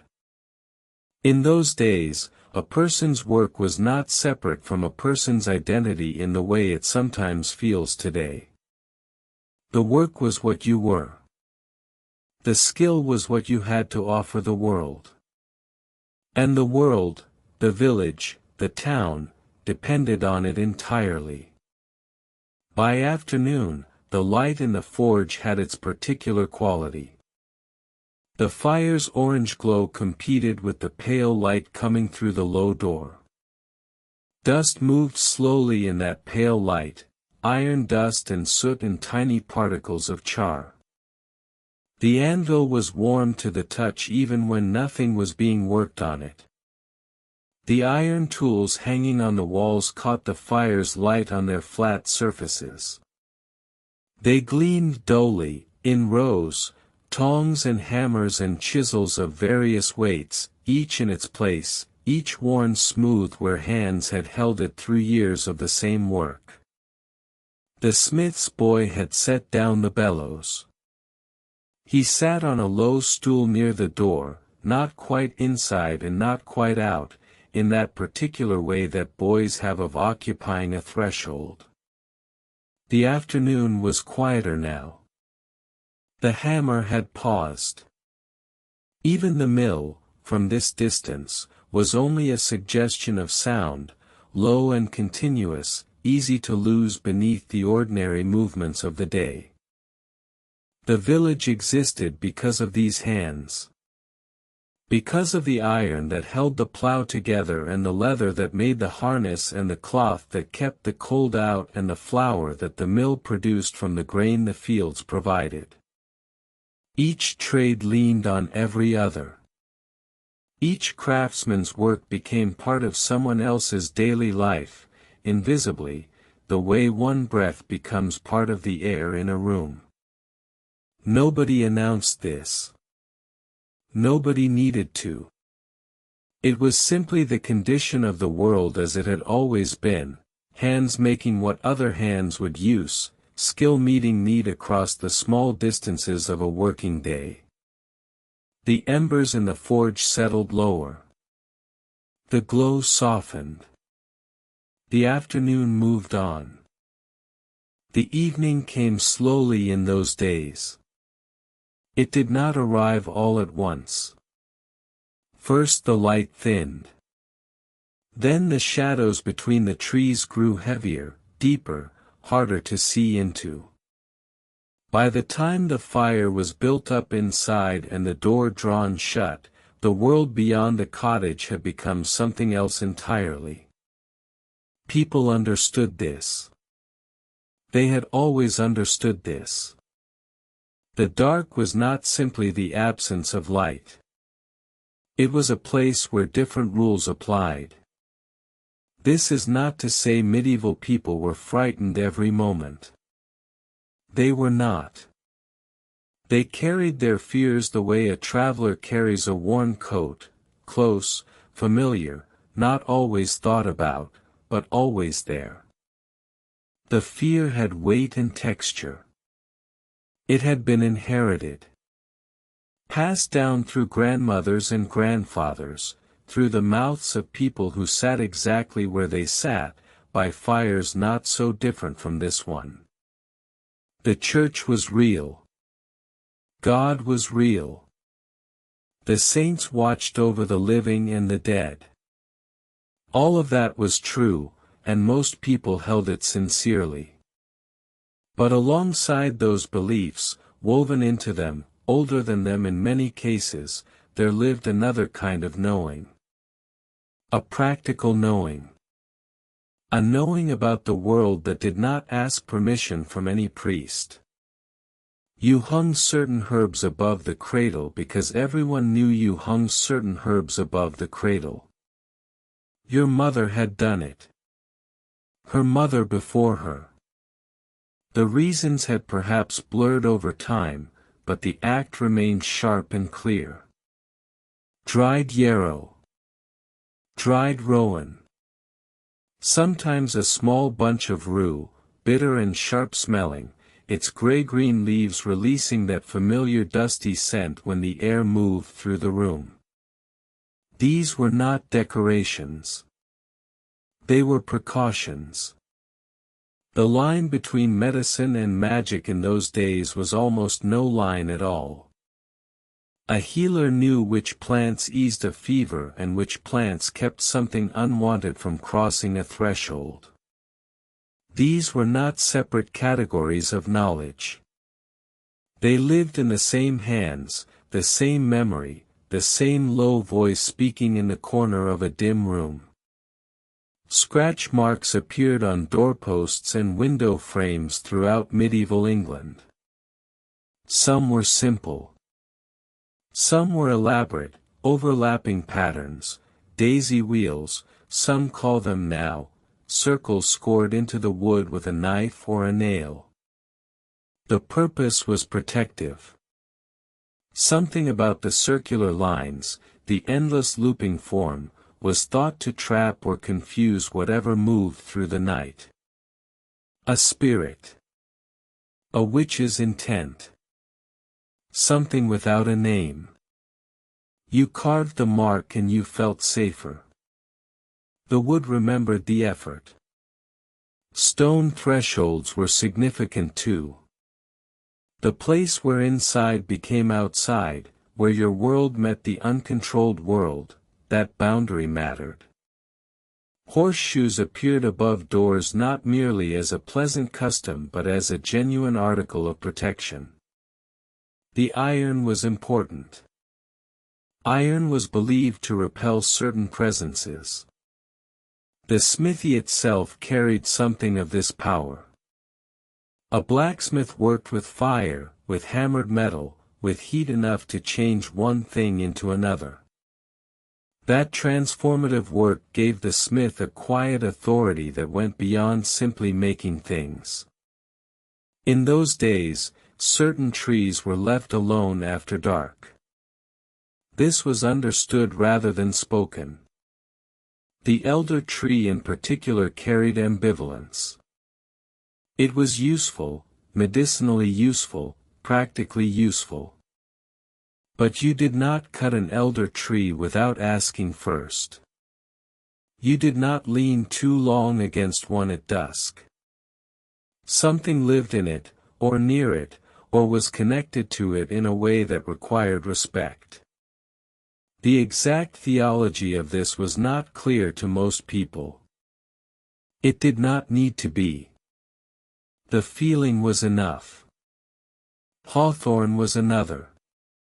The hawthorn in blossom smelled sweet and slightly rotten at the same time, something almost of decay underneath the sweetness, and people noticed that. Lone hawthorn trees standing in open fields were thought to mark places where the ordinary world grew thin. Farmers would plow around them. The detour was worth it. Better to leave the tree alone than to disturb whatever proximity it represented. There were creatures too. The dark fields and forest edges of medieval England were understood to be inhabited in ways that maps could not record. The night had its own population. The will-o'-the-wisp, called by many names, hob-lantern or jack-o'-lantern or simply the light, drifted over marshy ground after dark. People saw these lights. They were real lights. The explanation involved gases and decay, but medieval people did not have that explanation. What they had was the sight of a pale cold light moving through the dark, low over the wet ground, leading travelers off the path. Sometimes leading them somewhere worse than off the path. The advice was consistent across many regions. Do not follow it. Look away. Cross yourself. Keep walking. The black dog appeared on roads at night in stories from almost every county. Large, very large, with eyes that caught light in a way a natural animal should not. Sometimes it walked beside you and nothing happened. Sometimes it was a warning. Sometimes it was something else entirely. The stories did not always agree on what to do. Some said ignore it. Some said speak to it quietly. What was consistent was the feeling the stories conveyed, that cold, prickling awareness of something large beside you in the dark, matching your pace, saying nothing. There were smaller fears too. Less dramatic but perhaps more persistent. The fear that certain people, neighbors, sometimes, people you knew, had the capacity to sour milk, to blight a crop, to turn their attention on you in a way that brought harm. This was not simply superstition in the dismissive sense. It was a theory of the world. A theory about invisible causes. When the cow stopped giving milk, when the bread refused to rise, when a child grew listless and pale for no clear reason, the mind searched for explanations. The search often landed on human agency. Someone had done something. Intended something. Looked at you in a particular way. The evil eye was taken seriously. You protected against it. You did not praise a newborn baby too openly, too lavishly, in those days. You were careful with your words around new things, new animals, new crops just come up, because too much enthusiastic attention could draw unwanted notice. The invisible world was watching all of it. Best to be modest. Best to be quiet.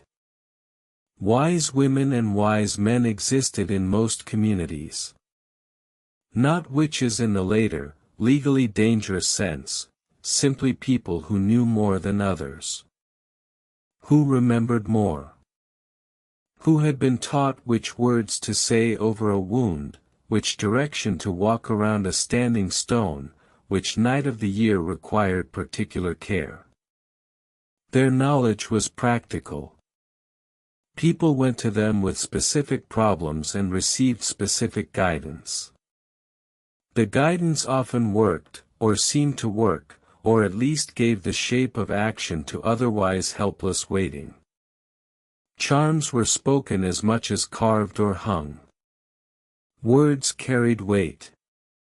The right word said at the right moment, at the rising of the moon, at the crossing of a stream, at the moment before sleep when the mind softened and the world became more permeable, those words were believed to do something. Not merely express something. Do something. Language was not only communication. It was force. Sleep itself was a vulnerable time. When a person lay unconscious in the dark, the careful protections of waking life loosened. The body was still, but something in the person, the soul, the self, whatever word came closest, might wander, or might receive visitors. Night hags were part of the folk vocabulary of sleep. The experience of waking pressed and paralyzed, unable to move, something heavy and purposeful on the chest, this was given form and name, and it was the form of a creature. A hag. Something old and malevolent and capable of riding the sleeping body until dawn. The dried herbs above the bed addressed this. A knife beneath the pillow addressed this. Iron, again. The moon was not neutral. A full moon on certain nights meant caution. New undertakings were timed, sometimes, around the moon's phases. Planting was moon-aware. The body itself was thought to be moon-affected, the blood, the humors, the quality of sleep and dreaming. This was not fringe belief. It was embedded in educated medical thinking as well as common practice. The moon pulled at things. Everyone could feel that it did. Water was a threshold too. Running water had particular properties. Some presences could not cross it. This influenced where certain things were done and where they were avoided. A stream at the edge of a village was not just a practical boundary. It was a meaningful one. By evening, in the winter especially, when full dark came early and stayed long, the fire was where safety lived. The warm orange light, the smell of wood smoke, the sound of the fuel shifting and settling, these were not just physical comforts. They were a kind of company. The fire pushed back the dark.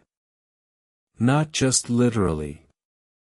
The stories told around it, the familiar voices, the presence of people who knew your name, all of it was protection of a kind that did not require any particular belief system to understand.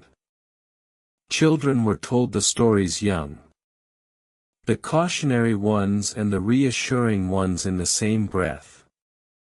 Yes, something moves through the wood at night. Yes, you must not cross the field alone after dark in certain seasons. But here is what you do. Here is the herb. Here is the word. Here is the sign to make with your hand. Knowledge was the answer to fear. Practical knowledge. Not the knowledge of books, most people did not have that, but the knowledge of practice, of memory, of the long accumulated wisdom of people who had lived in this same landscape for generation upon generation and had noticed things. The church tolerated much of this, quietly. Priests said prayers over fields. Holy water addressed many of the same concerns as the older forms of protection. The saints were called upon with a specificity that felt very much like the older tradition of calling upon particular powers for particular problems. Saint Blaise for the throat. Saint Apollonia for the teeth. Saint Christopher for the journey. This was not so different, in its practical texture, from the older habit of leaving an offering at a particular spring or tree. The names had changed. The impulse was the same. Long after the official doctrine had insisted on sharp lines between sacred and profane, between Christian protection and pagan protection, the people in the cottages had gone on using both. Not in defiance. Not in secret, particularly. Simply because the world was large and dark and full of things that did not announce their intentions. You used what you had. You used what had worked before. You kept the yarrow above the door and crossed yourself when the black dog appeared on the road and said the old words before sleeping and trusted that between all of it, something would hold. The dried herbs moved faintly in the air above the door. Outside, the moon was rising. Pale and remote, it laid a thin cold light across the field, across the dark line of trees at the field's edge, across the road that led away into the dark. Somewhere out there, the night was doing what the night always did. Moving quietly through its own concerns. Inside, the fire burned low and steady. The smoke drifted. The wood settled. The air smelled of damp thatch and the faint clean bitterness of the rue. The window was small and the shutters were closed. Someone had made sure of that. Someone always made sure of that. The world beyond the window remained what it was. Strange, old, full of half-seen things. But here, in the warmth, with the fire lit and the herbs in their place and the words remembered, there was something that held against it. Not certainty. Not perfect safety. Something smaller and older than those. Just enough. Not far from the village, beyond the hill or past the bend in the river, there was often another world entirely. You could not always see it from the fields. But on still mornings, you could hear it. A low, sustained sound, voices rising together before dawn, then falling quiet again. The monastery was there, as it had been for generations. Patient. Unchanging. Ordered around something other than harvest or market day or the turning of seasons. It operated on its own time. Not the loose, sun-governed time of the village, but something more precise and more demanding. The monastery day was divided into 8 canonical hours, fixed moments of prayer that structured everything else around them. Matins in the deep of night. Lauds as darkness began, barely, to soften. Then prime, terce, sext, none, vespers, and compline before sleep. Each one a bell. Each bell a call. The monks rose and went and returned and rose again, and in this way, the day was held inside a kind of framework that the village world did not possess. Step inside, and the first thing you would notice is the cold. Stone holds cold the way cloth holds warmth, deeply, stubbornly, long after the air outside has changed. The corridors of a medieval monastery were dim and still, even in the middle of the day. The cloister walk ran in a square around the garth, that small, enclosed garden at the heart of the building, and the arches opened onto a pale grey sky. In winter, frost lay on the grass inside the garth for most of the morning. It did not melt until nearly noon, if it melted at all. The stone underfoot was worn smooth by centuries of sandaled feet moving in silence. Silence was not incidental. It was architectural. It was built into the walls the same way the arches were built in. The rule of Saint Benedict, which governed most monasteries in medieval England, treated unnecessary speech as a small but serious failure. Monks communicated through gesture when they had to. A cupped hand meant water. 2 fingers pressed together meant bread. There was an entire quiet language of the hands, developed across years of practice. It moved through the refectory and the kitchen and the cloister walk without disturbing the air very much at all. What sounds there were came from other sources. The soft drag of a robe across stone. The distant knock of a wooden spade in the kitchen garden. The creak of a door somewhere deep in the building, then its slow close. And the bells, always the bells, marking each hour with the same tone, the same weight, year after year. In those days, the monastery bell was one of the most reliable sounds in the English countryside. People in the nearest villages set their sense of the day by it, even without intending to. The scriptorium was perhaps the quietest room of all. It sat on the upper floor in many monasteries, catching what light the English sky could offer, which was rarely enough. The monks who worked there, the scribes and illuminators, began after the early offices and worked through the hours before vespers, pausing only when the bells demanded it. They sat on wooden benches at angled desks. Their breath clouded faintly in the cold air. The vellum before them was stretched calfskin, prepared and scraped until it was almost translucent in places, pale as old cream, with a faint smell of animal and chalk. The quill moved slowly. That is the thing that is easy to forget. The copying of a manuscript was not a quick task. A single page might take the better part of a morning, depending on the complexity of the text and the elaborateness of any ornamentation. The scratch of quill on vellum was a dry, precise sound. Faint but present.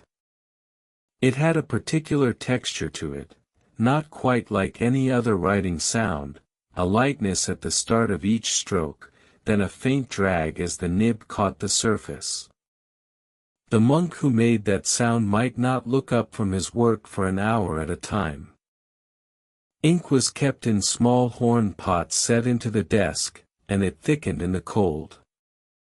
A scribe would warm it occasionally with his hands cupped around the horn, or hold it briefly near a candle flame.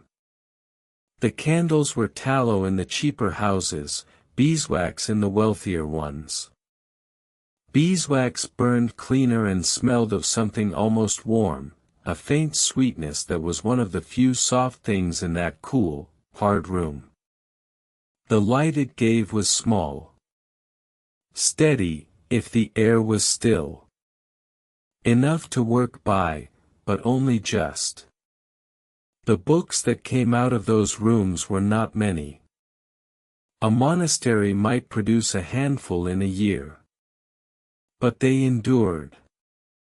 Centuries before printing, the monastery scriptorium was where knowledge lived in England, where it was copied and kept and occasionally corrected and passed on. Histories. Theological commentaries. Herbals describing the properties of plants.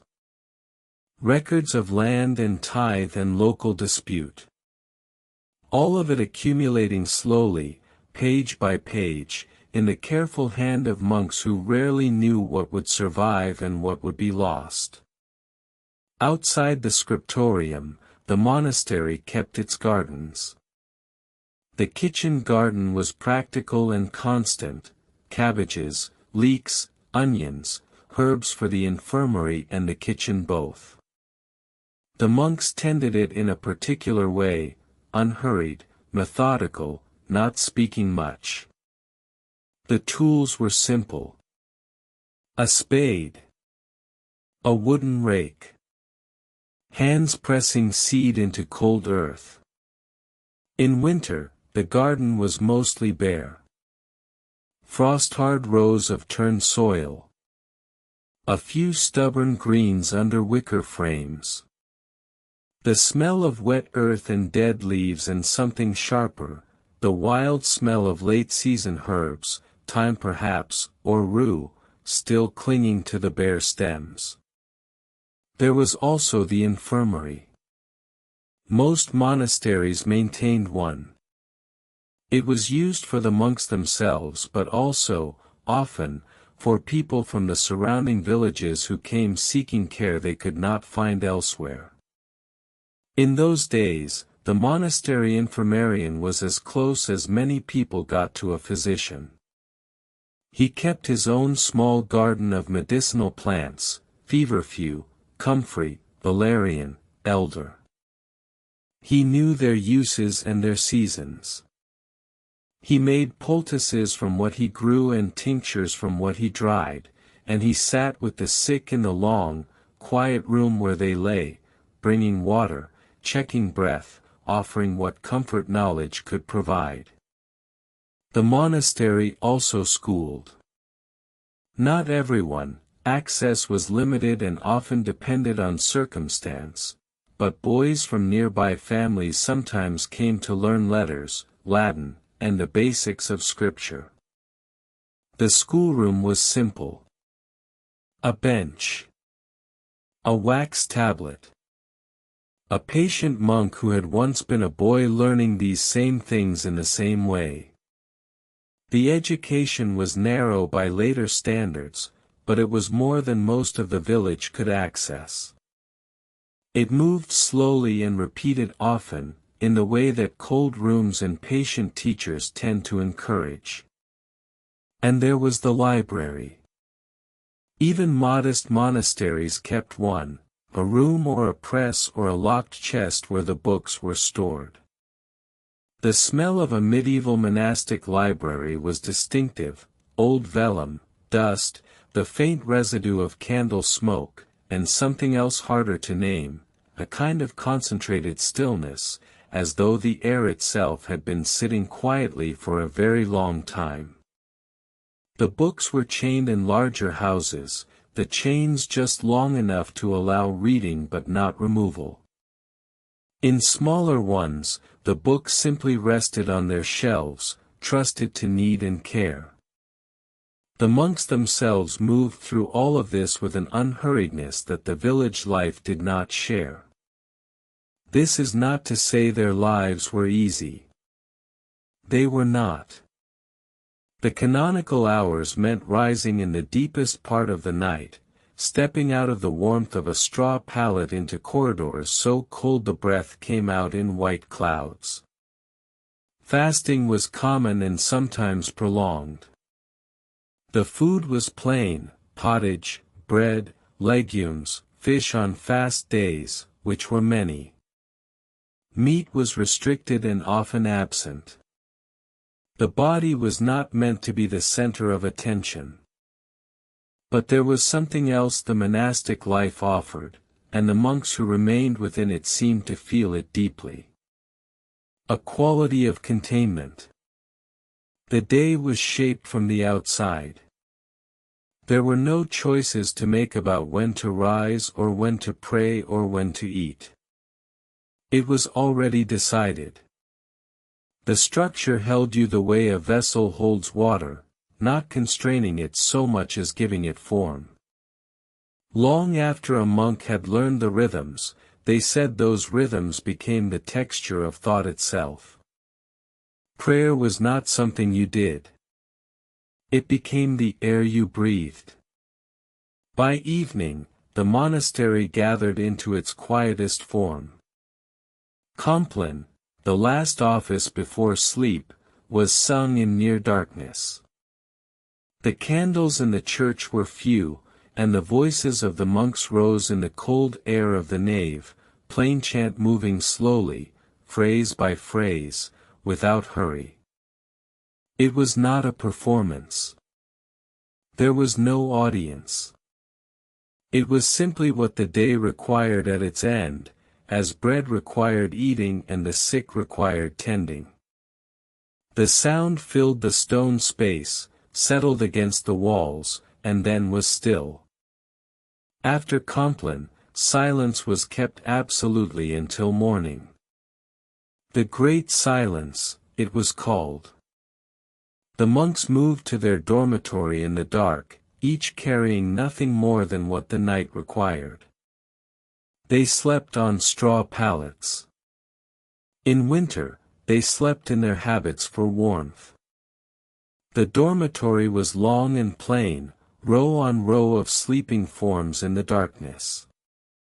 The cold pressed in through the stone. A mouse moved somewhere beneath the floorboards. Outside, frost was forming again on the Garth grass, and the night sky over England was wide and very dark and full of things that did not require naming. The village beyond the hill had its own darkness, its own cold. The fire in the hearth would be banked by now. Children asleep in a pile of wool and warmth. The animals settling in their stalls, breathing their slow animal breath into the air. Two worlds lying quietly in the same night. One governed by soil and season, one by bell and rule. Neither aware, exactly, of how much the other understood, how much, under different words and different rhythms, they shared. The same cold sky. The same hard winter. The same long hope for what lay on the other side of it. It is said that visitors to monasteries, even those who came only briefly and on practical errands, to leave a tithe, to collect a remedy, to fetch a document, sometimes spoke afterward of a feeling that was difficult to describe. Not peace, exactly. Something older than that word. Something that had more to do with the weight of stone and the smell of beeswax and the particular way silence accumulates in a space where silence has been practiced for many years. The walls had absorbed it. The corridors held it. It was there when you arrived and it was there when you left, and you carried a trace of it away with you without quite meaning to. The monastery beyond the hill endured many things across the centuries of medieval England. Fire. Plague. Shifting allegiances and royal demands. Abbots who were wise and abbots who were not. Winters so hard the ink froze in the horn pots and the monks wrote nothing, only prayed and waited and kept each other alive in the cold. It was not a perfect world. No world of human construction is. But it had a coherence to it, a legibility, that the larger, louder world rarely possessed. And in the scriptorium, on any given winter morning, a monk sat at his angled desk with the candle burning close and the quill moving slowly across the pale vellum. His breath clouded faintly. The stone around him held the cold. Outside the narrow window, the Garth grass was still frosted, the grey sky sitting low above the cloister arches. He did not rush. The work asked for patience, and patience he had. He dipped the quill. He set it to the surface.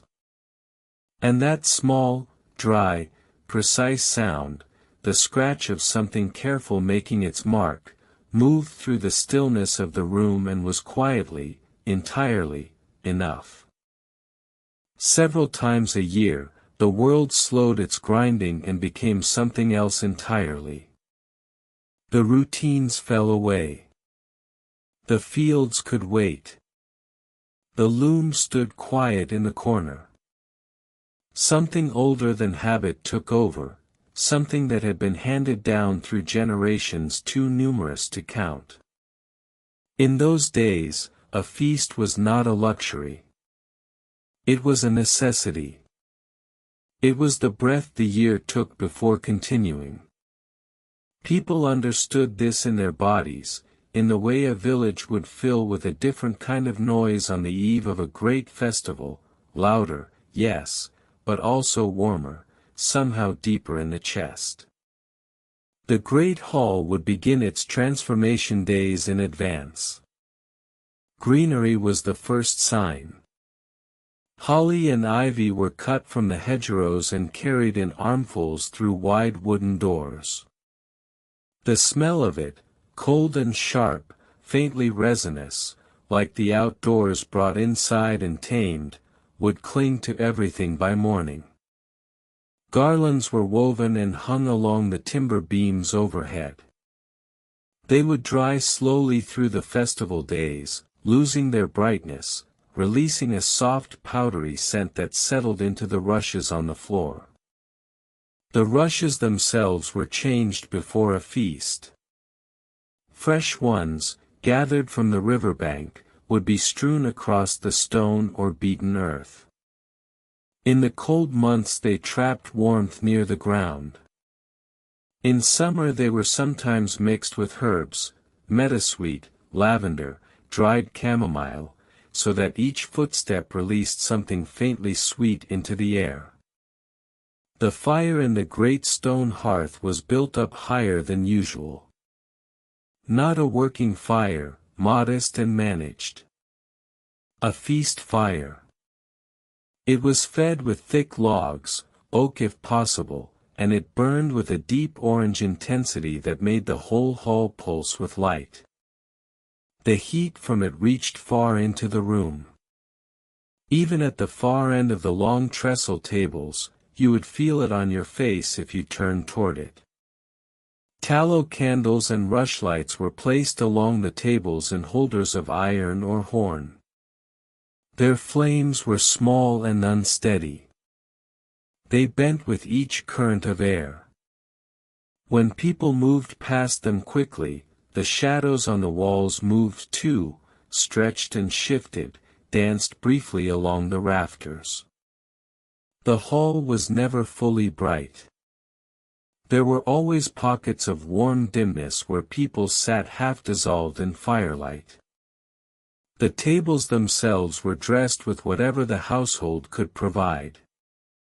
Linen cloths, if the family had them. For the very great houses, fine salt cellars and silver dishes. But even in humbler halls, the effort was visible. Things were arranged with care. A jug placed just so. A dish of something bright, pickled berries, perhaps, or a round of hard pale cheese, set where it could be seen. Pride expressed in small arrangements. Food at a feast was not the same as food on an ordinary day. This distinction mattered deeply.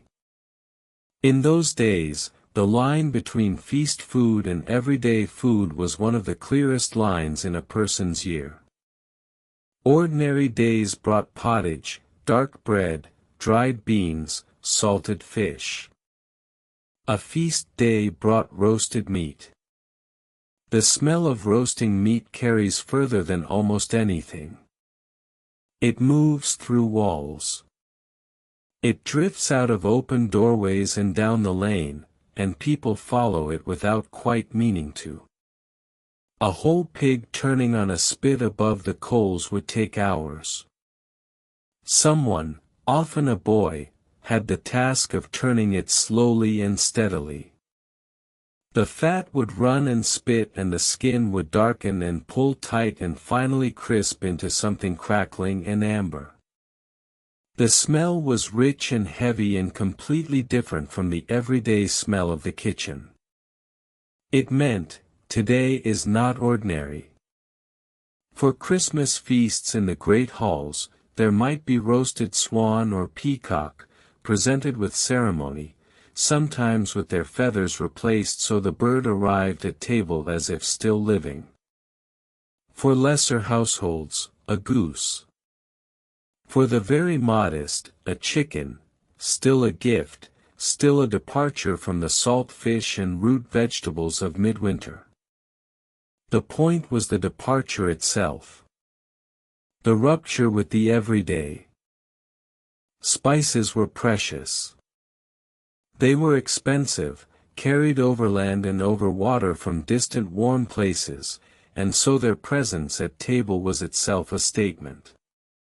Cinnamon and ginger and pepper appeared in sauces and in the sweet dishes that concluded a feast. The smell of warm spice mixed with wood smoke and roasting fat was the smell of celebration. It is likely that smell alone, encountered years later in a church or a market, was enough to bring the memory of a feast flooding back. Ale flowed more freely on these days. It was brewed at home or obtained from the alewife in the village. It was thicker and darker than modern ale. It had a faintly sour, yeasty warmth to it, and on a cold December evening it was exactly the right thing. The cups were clay or wood. They were passed. Refilled. Passed again. The noise in the hall rose slowly, the way noise does when people relax into comfort, not suddenly, but in layers, each layer slightly louder than the last. And then there was music. Music at a feast was not background. It was central, physical, felt in the feet and the chest. The instruments were simple. A pipe, a small wooden flute, perhaps carved by the player himself, could produce a thin, sweet, looping melody that cut through the noise of a crowded room. A tabor, a small drum worn at the side and struck with one hand, kept the rhythm. These two often played together, the piper and the drummer, one person sometimes managing both with practiced ease. There were fiddles too, or instruments very like them, bowed strings that produced a sound rough and bright at once, not smooth the way we might expect, but alive in a particular way. The sound carried emotion bluntly. Joy sounded like joy. Sorrow like sorrow. There was no ambiguity in it. People danced. Not decorously, not at a careful distance from one another, but close and warm and energetically. The dances had patterns, steps repeated, circles formed and reformed, hands taken and released. But the energy inside them was genuine and sometimes urgent. On midsummer night especially, when the bonfires were lit on the hillsides and the air smelled of smoke and dry grass and something faintly electric from the heat of the long day, the dancing continued until well past dark. Those midsummer fires were ancient. Older than memory. People carried burning torches around the edges of their fields. They leaped over smaller fires for luck, for health, for the ripening of crops. The firelight on their faces made everyone look younger, made the shadows leap. The night was warm.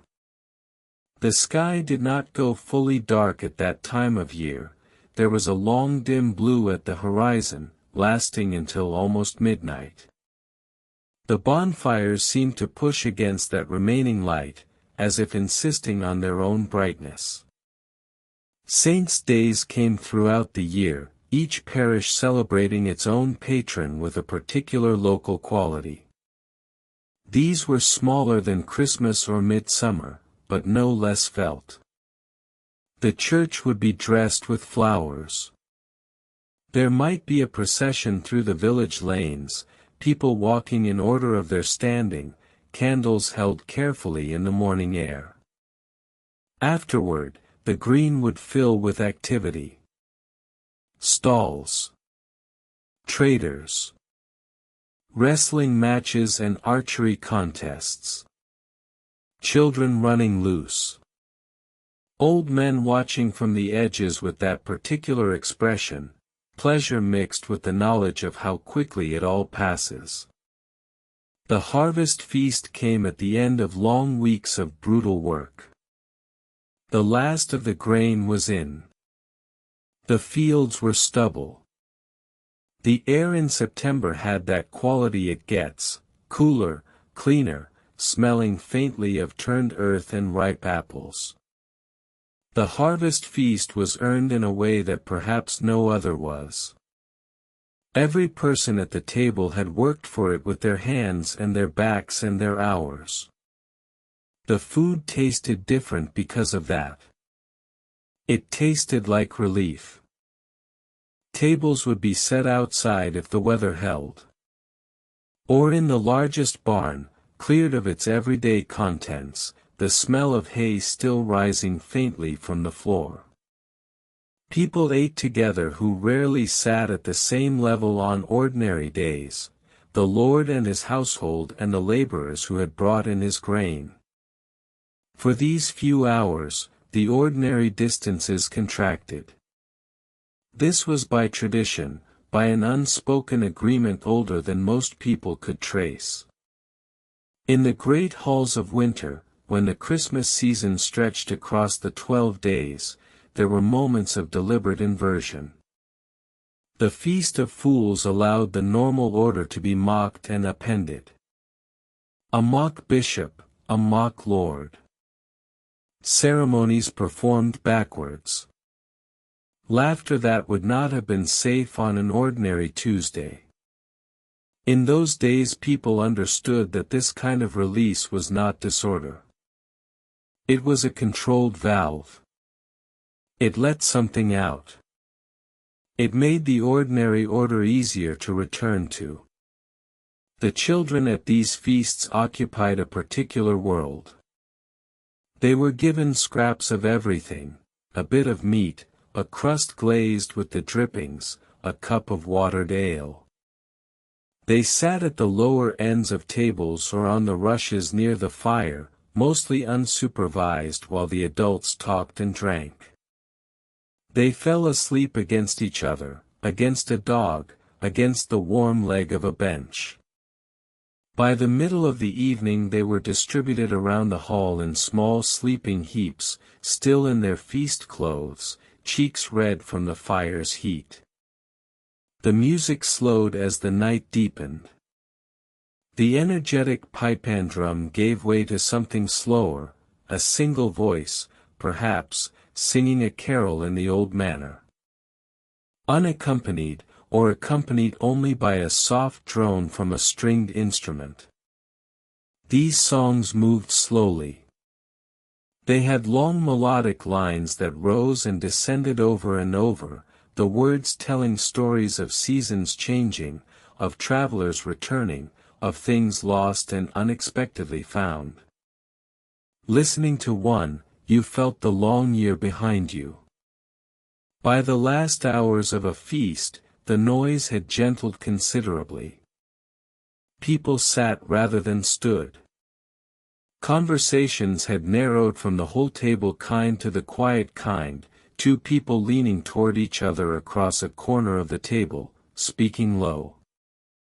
The fire had come down from its earlier ferocity and settled into deep red coals, pulsing. The rush candles had burned low. The greenery overhead had taken on a darker, more shadowed quality. The smell in the hall was layered now. Wood smoke on top of everything. Below that, roasted fat, cooling. Below that, spiced ale and tallow and the dry vegetable scent of the rushes.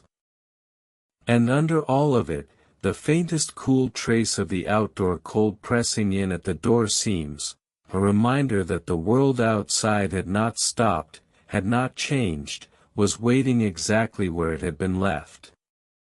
People began to drift away. Not all at once. One family gathered their sleeping children from the floor, lifting them gently, the children making small sounds without waking.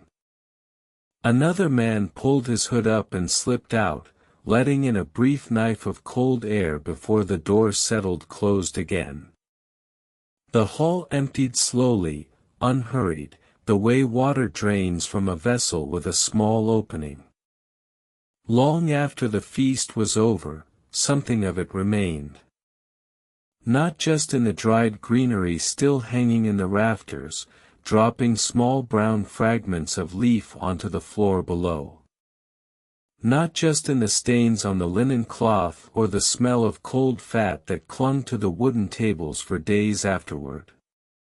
It remained in something less visible.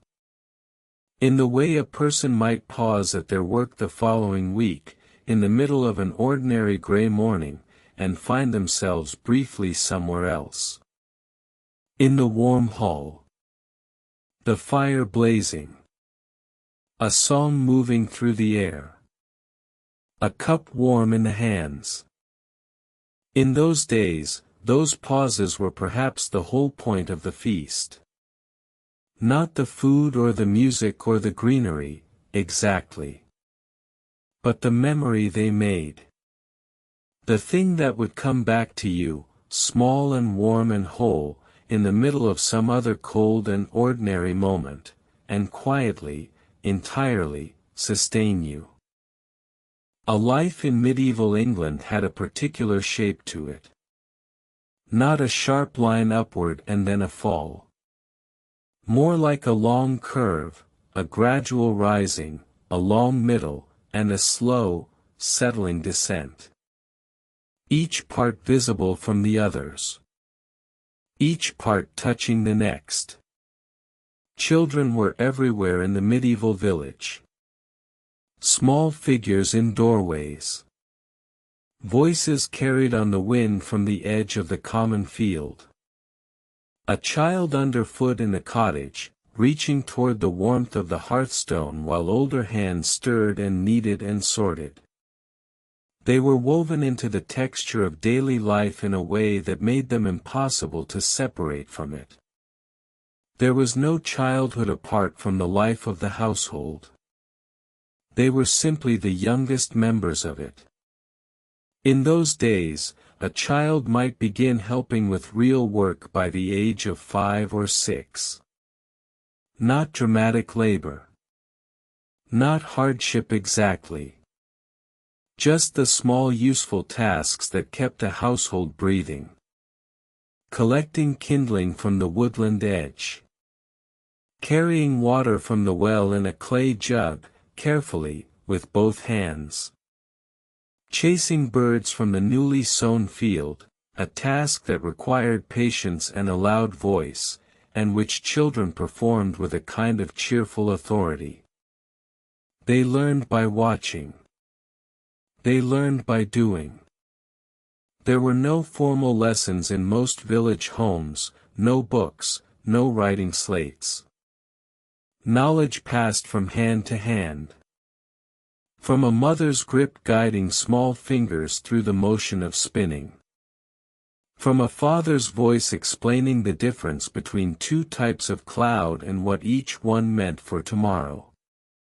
The feel of that early learning was deeply tactile. The rough smooth grain of raw wool between the fingers. The exact weight of a sickle, and how your shoulder understood it before your mind did. The smell of wet earth and what it told you about the season. Children absorbed all of this slowly, the way cloth absorbs dye, thoroughly, without their knowing it was happening. Play existed too. It is worth saying plainly. Children played. They had wooden toys, small carved figures, balls of wound cloth, hoops rolled along rutted paths with a stick. They chased each other through the stubble of harvested fields.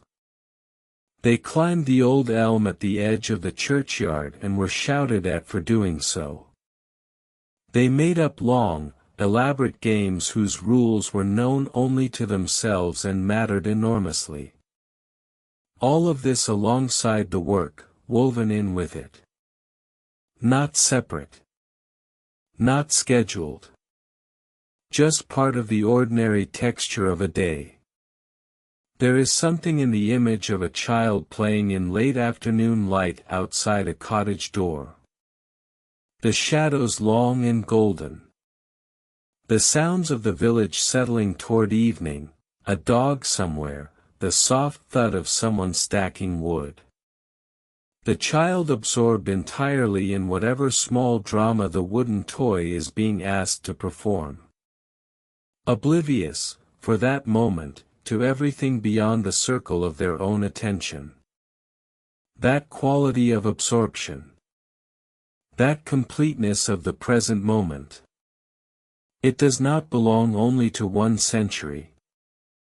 By early adolescence, the shape of a child's future was usually visible.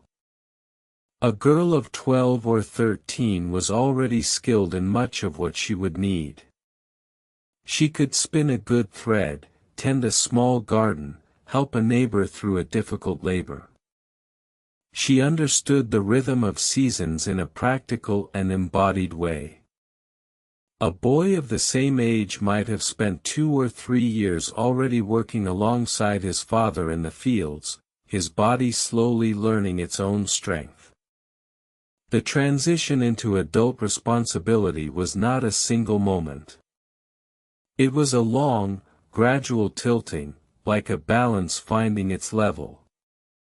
Marriage typically came in the late teens or early 20s for most village people. Not as young as we sometimes imagine. There was usually a period of young adulthood, working, saving, perhaps spending some years in another household as a servant, before a new household was established. But once it was established, the responsibilities were immediate and total. A new wife in a new cottage with a cold hearth and a season to prepare for. A young husband with strips in the open field and an ox he was still learning to manage.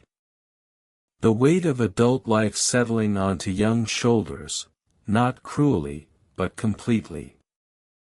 And yet there was something that sustained those young households. The knowledge that everyone around them had done the same. That the village itself held the accumulated understanding of many generations. An older neighbor who knew exactly which field corner flooded first and should be sown last. A grandmother who could identify, by touch and smell, the herbs most likely to bring a fever down. The village was a living archive. And the older its members, the more densely it was written. Age in the medieval village was not concealed. The old sat in doorways. They came slowly across the common. They moved through the familiar geography of a place they had known their entire lives, this threshold, this stile, this particular view of the church tower across the field. Their slowness was not embarrassing. It was simply part of the visible human landscape, as ordinary as the young man moving fast and the child running faster still. To grow old in a place where everyone had known you since birth had a particular quality. You were not a stranger to anyone. Not to the blacksmith whose father you had helped during a bad harvest 40 years ago. Not to the woman drawing water at the well, whose mother you had once held through a long night of grief. The accumulated history of small acts and shared seasons made old age, in the village, something layered and held. You were embedded in the place. The place was embedded in you. The work changed as the years accumulated. A man in his 50s or 60s might no longer manage the full grinding effort of harvest week. But he was not therefore without use. He sharpened tools and repaired them. He watched the sky and offered opinions that younger men had learned to take seriously. He supervised, and remembered, and passed things on. A woman of the same age had often become the person others turned to. For difficult births. For sick children. For the particular knowledge that came only from having moved through a great many seasons and kept one's eyes open throughout. In those days, the idea of retirement, of one day simply ceasing to work and stepping aside, did not exist in the form we know it. But arrangements were made. A son who had taken over the main holding might formally agree to provide his parents with a portion of grain each year, and firewood, and a small room off the main cottage. Such agreements were written into manorial records sometimes. They were serious. They were respected. The old person remained within the household, within the village, not set apart, not sent away. Just moved into a different position. A slower orbit around the same center. By late afternoon of a long life, a person in the medieval village had been present for much. Droughts that killed cattle. Winters that took 3 neighbors in a month. The particular joy of a summer when everything grew well and the harvest came in fast and golden and the whole village felt, briefly, like a place favored by God. Children born. Children lost. The same fields turned under each spring, the same smell of fresh-turned earth rising, year after year, until that smell itself had become a kind of memory and a kind of comfort simultaneously. Death was not hidden in the medieval village. It happened in the home. It was witnessed. Neighbors came. The priest came. The body was present, washed and wrapped, and the household sat with it. This proximity to death, which we might find difficult to imagine now, was simply the ordinary texture of the thing. It made death less abstract. It made it more held, perhaps, than the version most of us will know. The grief was real. The loss was real. But it happened inside a community that had seen it before, many times, and knew what to do with it. There is something in this completeness that is worth resting with. A person born in a medieval English village in the 13th or 14th century would, if they lived long, die within a few miles of where they had drawn their first breath. They would have worked the same soil, eaten from the same garden, looked at the same tree lean on the hill's edge through every season of their life. The world they knew was small by our measures. But it was known all the way through. Known the way you know a song you have sung so many times it lives in your body without any effort at all. There is a particular kind of knowledge that only comes from staying. From watching the same oak tree across 50 harvests. From knowing not just where the mushrooms grow but which year they came up early and why, and what that meant. The medieval villager who had lived long possessed this knowledge in abundance. It was not separable from who they were. It did not need to be spoken to be present. It was simply there, in how they moved through a familiar space, in how their eyes moved across a sky. The older person seated in the cottage doorway in late afternoon. The light coming across the field in long low angles. Golden on the thatch. Golden on the bare forearms resting in the lap.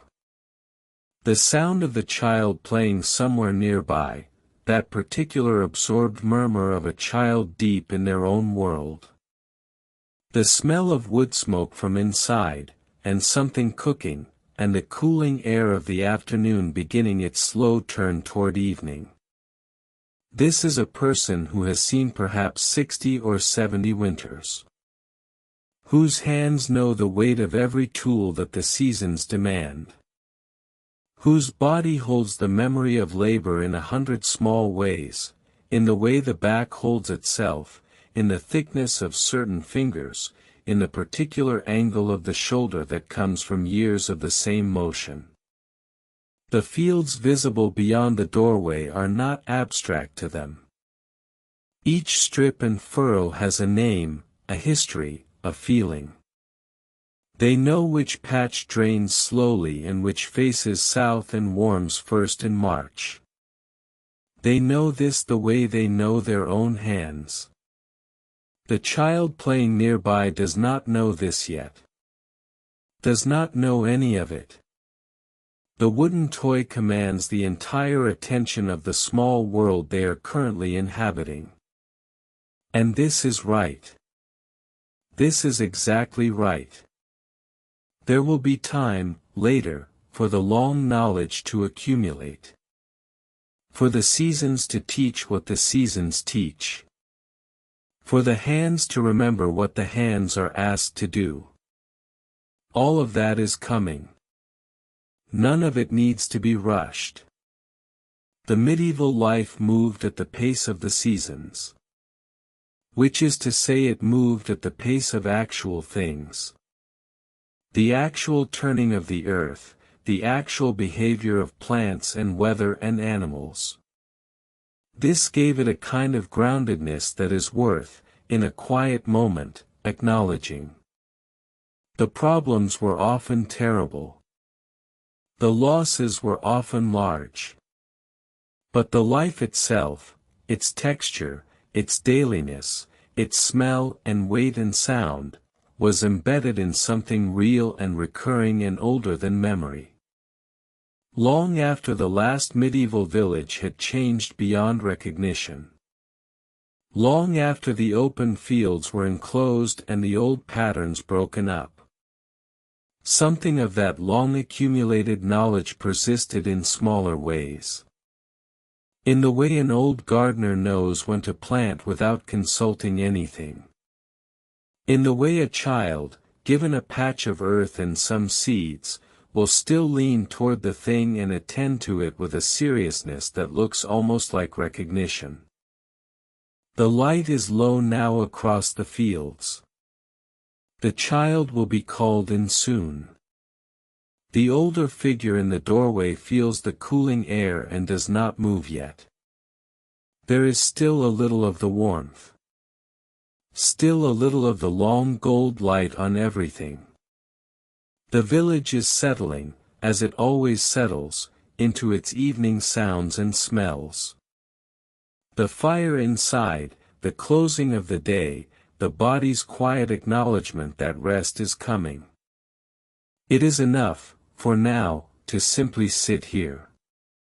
To feel the stone of the threshold, warm from the day's sun, beneath the hands. To hear the child.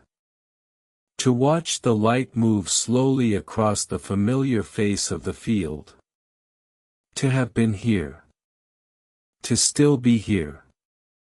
To know, without needing to say it, that this particular moment, small and complete and golden, is enough. The village is quieter now. The last of the daylight went some time ago, not all at once, but slowly, the way color drains from cloth left in the rain. First the sky turned the color of cold ash. Then the fields disappeared into darkness. Then the trees on the hill became shapes without detail, and then no shapes at all. The village settles into the night the way a tired body settles into straw. In the nearest cottage, the fire on the central hearth has been banked for the hour. This is a careful thing. A deliberate thing. The woman of the house does it with the same unhurried attention she gives to everything that matters. She pushes the embers inward with a flat stone or a worn wooden paddle, whatever she has, gathering the heat toward the center, covering the coals with a layer of ash just deep enough to hold the warmth through the dark hours. Not smother it. Just hold it. The ash is gray and fine as flour. The smell of it is ancient, wood smoke and earth and something almost sweet beneath that, the ghost of whatever burned there through the day.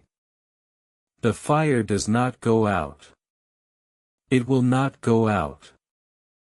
In the morning, when the household stirs before dawn, that buried warmth will still be there.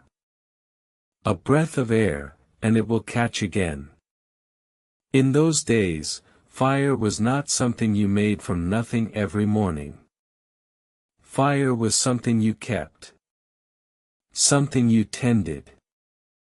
Like an animal. Like a child. The cottage is dim now.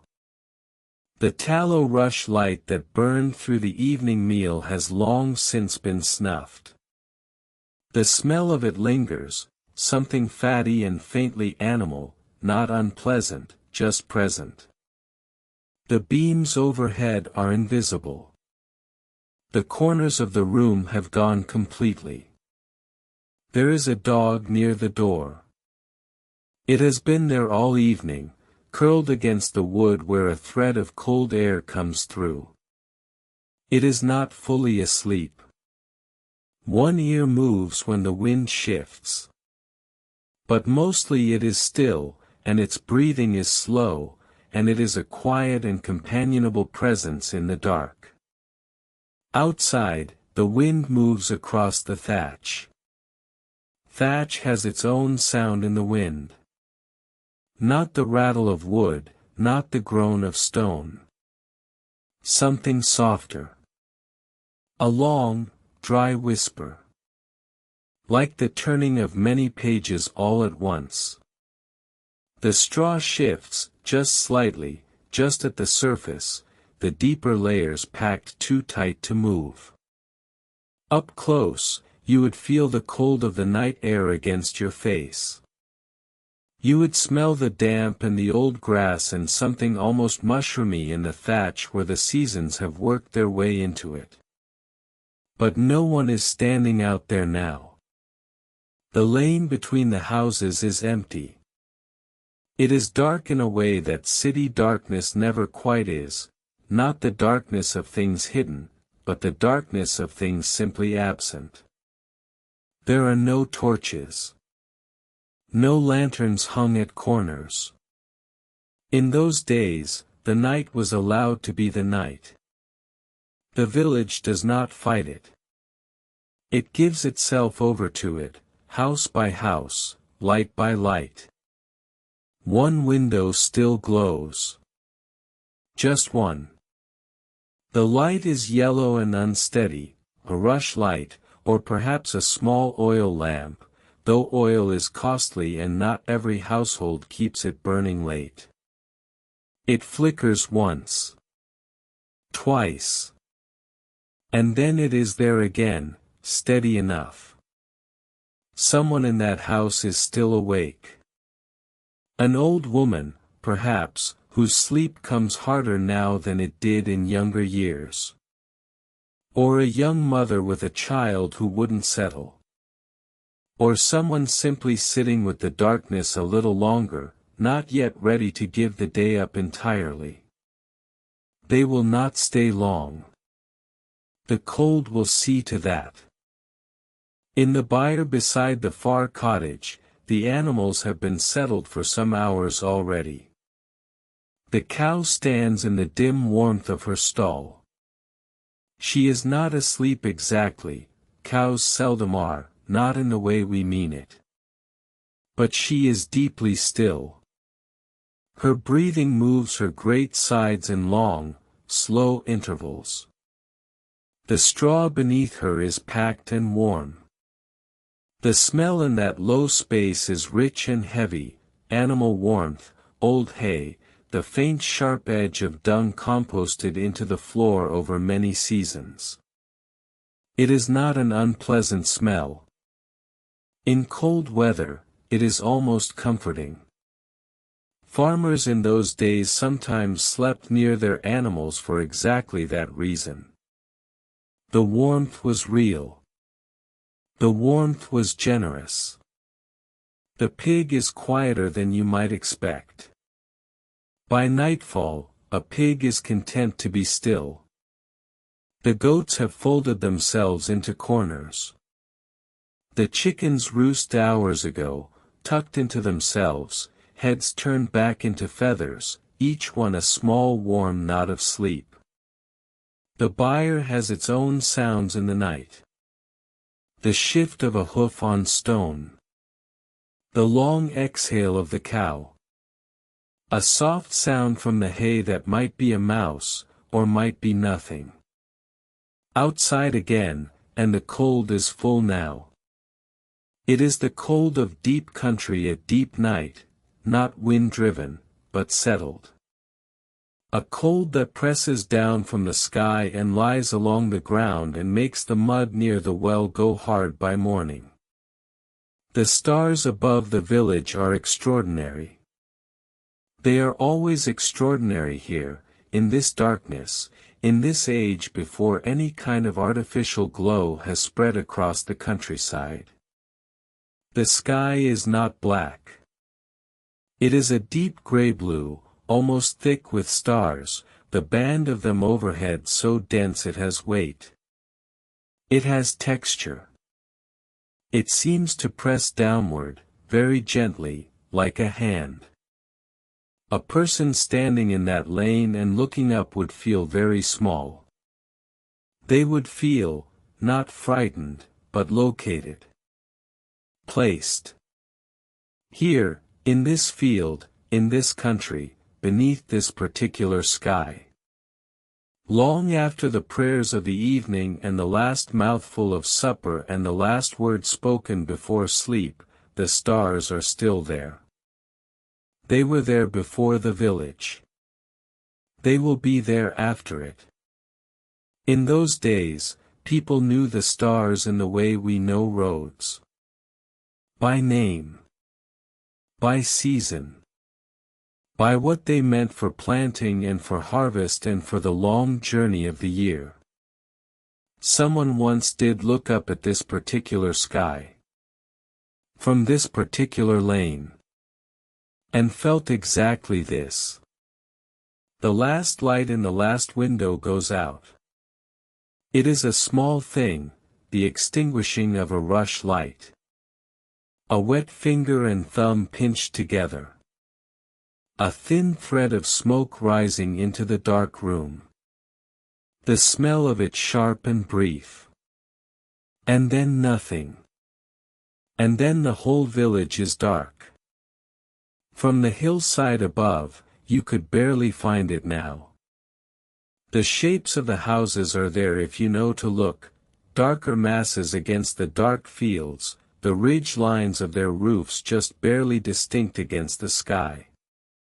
The church is there, its square tower a solid black shape, patient and permanent. The mill cannot be seen at all from here, settled into its hollow by the stream. But the stream itself, you might hear it. A low, unbroken sound, like breathing. Like something that never stops. The hillside smells of cold grass and damp earth and the faint lanolin of sheep that have grazed here through the day and moved further up the slope before dark. Underfoot, the ground is uneven, tufts and hollows, the print of hooves softened by rain. It would be easy to sit here. It would be easy to let the eyes adjust fully to this darkness and to look down at what was, only an hour ago, a working, breathing, busy human place. Now it is just shapes. Outlines. Suggestions. Centuries before the word for it existed, this was what peace looked like. Not the absence of difficulty. Not the absence of cold, or hunger, or worry about the season ahead. Just this. The village gone quiet. The people inside their houses, inside their sleep. The animals settled. The fire kept. The night will not be entirely silent.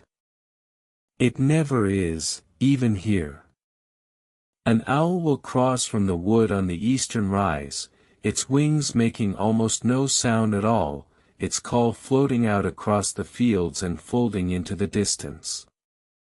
A dog, not the one by the door, another one, further through the village, will bark once at something, and then fall quiet. The stream goes on.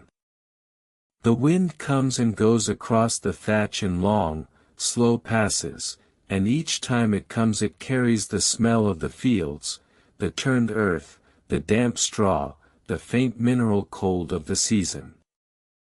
The people inside the houses are sleeping the way people sleep when they are genuinely tired. Not the restless, half-awake sleep of minds still turning. The deep kind. The kind that comes from a body that has been used fully through the day, from carrying, and walking, and bending, and lifting, and standing over fires, and kneeling in fields, and sitting at looms. By night, that body wants only one thing. And the straw mattress, scratchy as it is, and the rough woolen blanket, and the warmth of another person close beside, these things are enough. More than enough. They are the whole world. The children went first. They always do. A child in those days did not resist sleep. Sleep came for them quickly, completely, like a tide. One moment awake, fussing at the edge of the firelight. And then, gone. Breathing slow and open-mouthed, limbs loose, face unknowing. The adults took a little longer. There were last words. Last small adjustments. The blanket pulled up. The dog checked. The thought, just briefly, of tomorrow, and what it would need. And then tomorrow could wait. It is said that in those days, sleep came in two parts. People would sleep for a few hours, and then wake in the deep middle of the night, not anxiously, but calmly, and lie there in the dark, thinking slowly, or murmuring a quiet word to whoever lay beside them, or saying a prayer so soft it barely moved the lips. Then sleep again. The second sleep. Deeper, perhaps, than the first. Carrying them all the way through to the gray coming of morning. But that is later. That is for the middle of the night. Right now, from the hillside, the village is simply still. It is a small thing, a village. A few dozen families. A church. A mill. Fields that spread outward in long strips and carry the marks of many seasons of plowing. A well. A forge, cold now. A green where the geese walk in the daytime and where, on certain feast days, the whole parish gathers and there is noise and color and the smell of food and the particular brightness of people together in the open air. All of that is very far away right now. Right now there is the dark hillside and the cold air and the stars pressing down and the shapes of houses that hold sleeping people. Right now there is the stream and the owl and the long dry whisper of wind through old straw. Right now there is the banked fire in the nearest cottage, still warm, still alive, asking nothing of anyone until morning. This is what a day was. In those days. A long and particular and effortful thing, full of texture and smell and small decisions and difficult work and moments of warmth so quiet they were barely noticed. And then the night came, as it always did. And the lights went out, one by one. And the world that had been loud and demanding and immediate became, this. Just this.